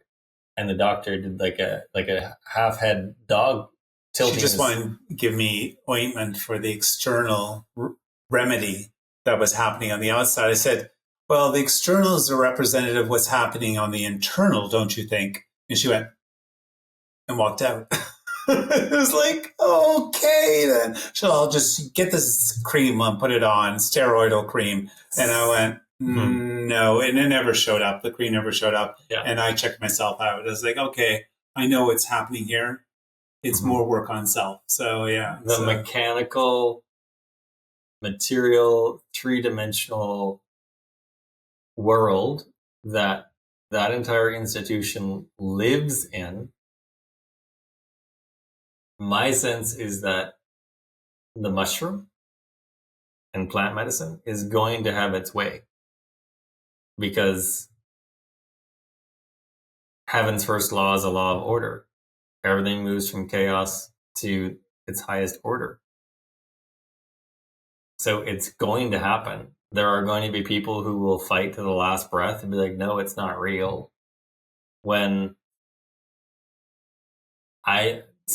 I believe that eventually there will be hospitals. There will be, like, you're starting to see it percolate through, where there's like people who are terminal who Centers for Healing. Yeah, centers for healing, where they're like going through a journey, and then as a function of that, it's like, oh, well, death isn't that bad.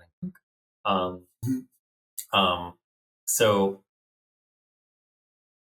yeah, all of this, even this conversation that we're having, like, we wouldn't have probably had this conversation 10 years ago.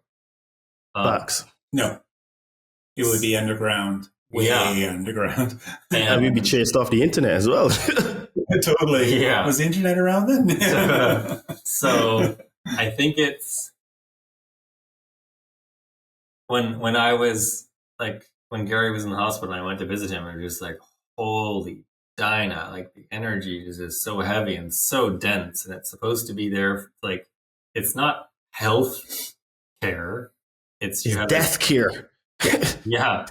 And it's very, like, luckily, like, Gary did have a little bit of an angel. The first nurse that was looking after him said something to the effect of, like, he says, so tell me what the doctor told you about the procedure is needed about your gallbladder. So I explained to him what the doctor said. He says, I'd ask more questions. There are other ways to do this procedure. Ask more questions. And I went, oh, interesting. So it's happening. And I even know of an individual who she never came on a journey with us, but she had a spontaneous awakening, and she was taken to a hospital, and luck, the divine was on her side, and there was a nurse there, and she said, I know what's happening to you. You best leave the hospital now and go to this place instead of this hospital, because they are going to probably heavily medicate you. They're going to label you with all these different labels, which you are not. You've just all of a sudden spontaneously connected to your guides. And the voices that you're hearing are your guides that have been wanting to get through to you. So again, more and more people, I think, are going to be stepping into this work, and the word's getting out. And we're just getting started. It's been 7 years. But it's like, we spoke to a former client the other day, and she's currently in a training program where there's 200 people all training to be psychedelic facilitators in different ways. Wow. So the thing is, and we're being called to create a training as well. So as another part of the expansion of the work that we're doing, and it's just going to keep happening as long as, like, in our view, as long as the integrity of the medicine is honored, the sacredness, the mystical part of what's happening for people is honored.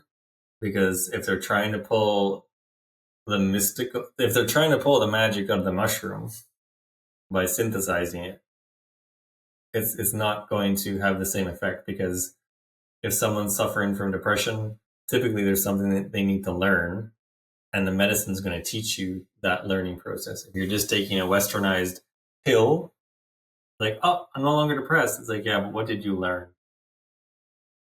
You're almost, what is the root of the depression? Yeah, what's the root? Not masking like all medicine is. Yeah.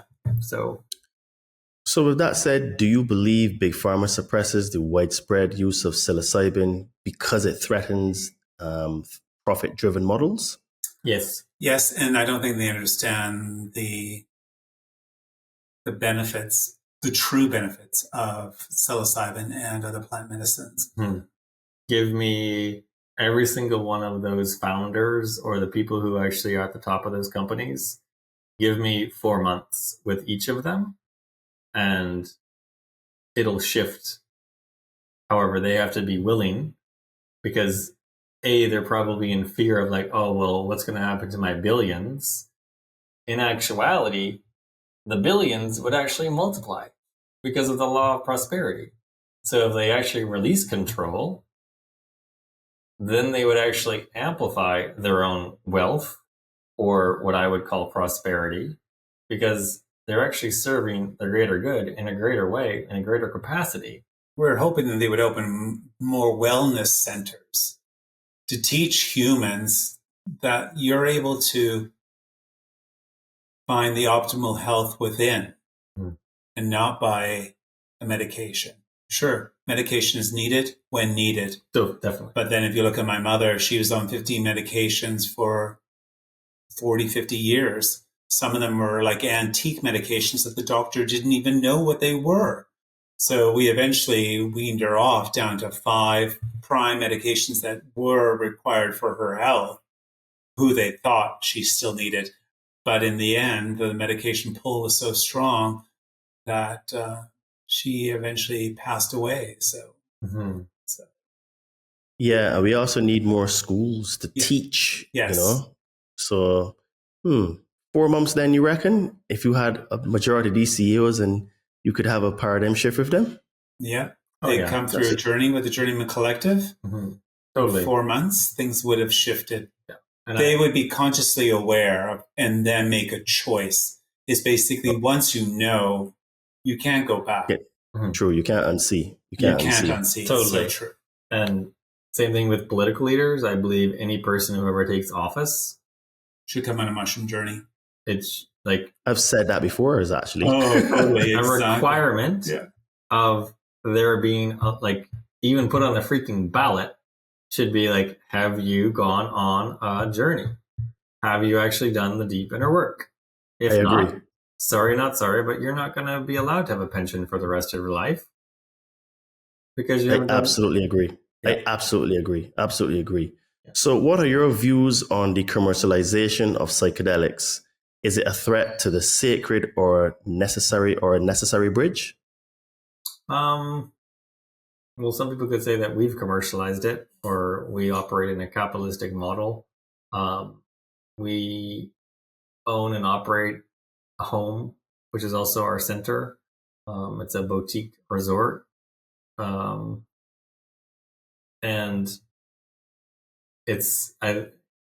to me, it comes back to what one of our teachers taught us many years ago. Like if you're a good person, the more money that flows through this thing known as your bank accounts allows you to do more good in the world. So the commercialization, again, I think it has to be a blend of honoring people's mastery, like the human beings that are on this podcast known as Rob and Gary. We've invested a lot of resources known as money into the development of ourselves through courses and workshops and trainings and like year-long trainings and all the time as well that we've invested in working on ourselves. So will that model ever stop? Like, again, it's coming back to that whole like idea, like, will money ever disappear? I'm not sure. So I think the mushroom will also have its way. It will provide us direction. As you know, it's a mushroom that grows in the forest. It was given to us from source. Spirit, It's here for a purpose. And whether it's sold in the corner store or still available on land, it will always find a way to human experiencing what it needs to experience. But as Rob said, it's like the human has to be willing to change and shift. It's magic, but it's not the magic pill. It's not going to change things overnight. Life is work, and it's time to get on with working on self and not just be a headless body walking, or A bodiless head walking around Earth unconscious. And I think also that is about the distinction of serving others. And I think that when you are grounded and based in serving others first, I think that it's inevitable that this thing called money flows through your bank account. I think it's just the law of the universe, because the more you serve others and you do it in a good way, or a professional way, an exemplary way, I think it's just a byproduct. It's like the law of thermodynamics, right? So it's just an eventuality. Totally. You know? Yeah. You hit the nail right on the head. I was going to mention, like, we provide a service and we have this thing known as an investment. You're investing in yourself. And a lot of people will tell us, like, I came for the mushrooms, but what the service that you provide is so much more than just the mushroom ceremony. And people recognize that it is a service, and we we do it really well. We do it with a high level of professionalism and integrity and honor and care and trust, and intent for that individual to get the most out of that experience, so that they can slow down to speed up. And some people come in and they work with us for 4 days in the in-person part, and like, I've never been so slow in my life. I've never been so intentional with like what I do and how I act and feel. And then they leave, or reluctantly leave. Most people want to live with Rob and Gary after the experience, but they have to go back into their lives. And the stories we hear back from people, like, wow, like my business just skyrocketed, like exponential growth. And of course it comes with that whole process of continuing the work. And it's honoring the medicine. It's honoring the medicine of Rob and Gary. It's honoring their own medicine that has been awakened within them. And I think that's the biggest part, is that they've learned to honor their own awakening of their own medicine, their own genius.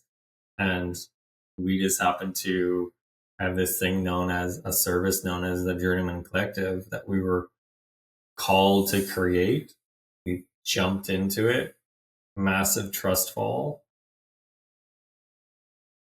and TSW, like, this shift works. Definitely. You can also substitute a different word in there for the S. So, last couple of questions. So, do you see mushrooms as a conscious intelligence rather than just a medicine or chemical compound? Absolutely. It is an intelligence. And as I said, it will willingly kick your ass if you're not going to be respectful, because some people take a recreational dose, and then that recreational dose tips over into an actual ceremonial dose, and they're not in a good space to actually go into that journey. And that's why we create our ceremonies, our journeys in the way that we do, to honor that intelligence, so that the intelligence of the mushroom links with the intelligence of the soul, the mind, the body. Like, when you really pull the layers back and think about how all the systems of your body, your circulatory, your skeletal system, your muscular system, your adrenal system, all those systems are working in unison for the most part. You're a walking, breathing, talking piece of divine technology. And when you learn to honor that intelligence, untapped potential is at your fingertips and at the tips of your heart. Yeah, I also believe that is a conscious intelligence. And in my case, it just calls me. Sometimes it's a voice, or it's just like a thought that comes up, or it's my dreams. It tells me, hey, Todd, it's time to come and see me again. So I have this relationship where like I know that is time, or things would happen in my life where it's like, okay, time to revisit. So what message would the mushrooms have for the modern man listening to this conversation right now? If not now, when? It's like, if you are curious and you're exploring a way of participating in a journey, then the time is now. The door is open. You're at the entrance of the doorway. All you have to do is release all fear and expectations and step forward into a new world, or the true world. Mm-hmm. I think it would tell you, learn, let go of what no longer serves you, lean into what's challenging you in life, learn how to transmute that energy, to shift that energy, to illuminate what's there, and to learn more about yourself. Very good message. Gary, Rob, this has been a tremendous conversation. Like, I don't normally go over 2 hours, but this conversation, I just said, okay, this is too good to just cut and let it flow, because I really, really like the work that you're doing. You're definitely trendsetters out there and really working from the heart and trying to help people. So please tell the lovely listeners from the Conscious Man 7 podcast where they can find you, any projects you have going on, anything you want to promote, and all of that good stuff. We have a great website, www.thejourneymencollective.com. We're on Instagram, LinkedIn. We have an amazing offering, which is the 4-month offering. Please check us out.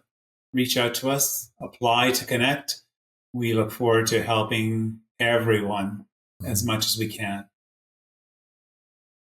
Awesome. Good stuff. And guys, well, as you know, I'm an online fitness trainer and I help spiritually inclined people burn fat and build muscle. Mm-hmm. So summer is soon going to be here. So if you would like to finally get that beach body, finally get that summer body, be able to feel comfortable in your clothes, feel good about yourself, have some internal shifts, grow mentally, spiritually, and also physically, of course, hit me up on my Instagram at Adriana_246 or my name Todd Cave on Facebook.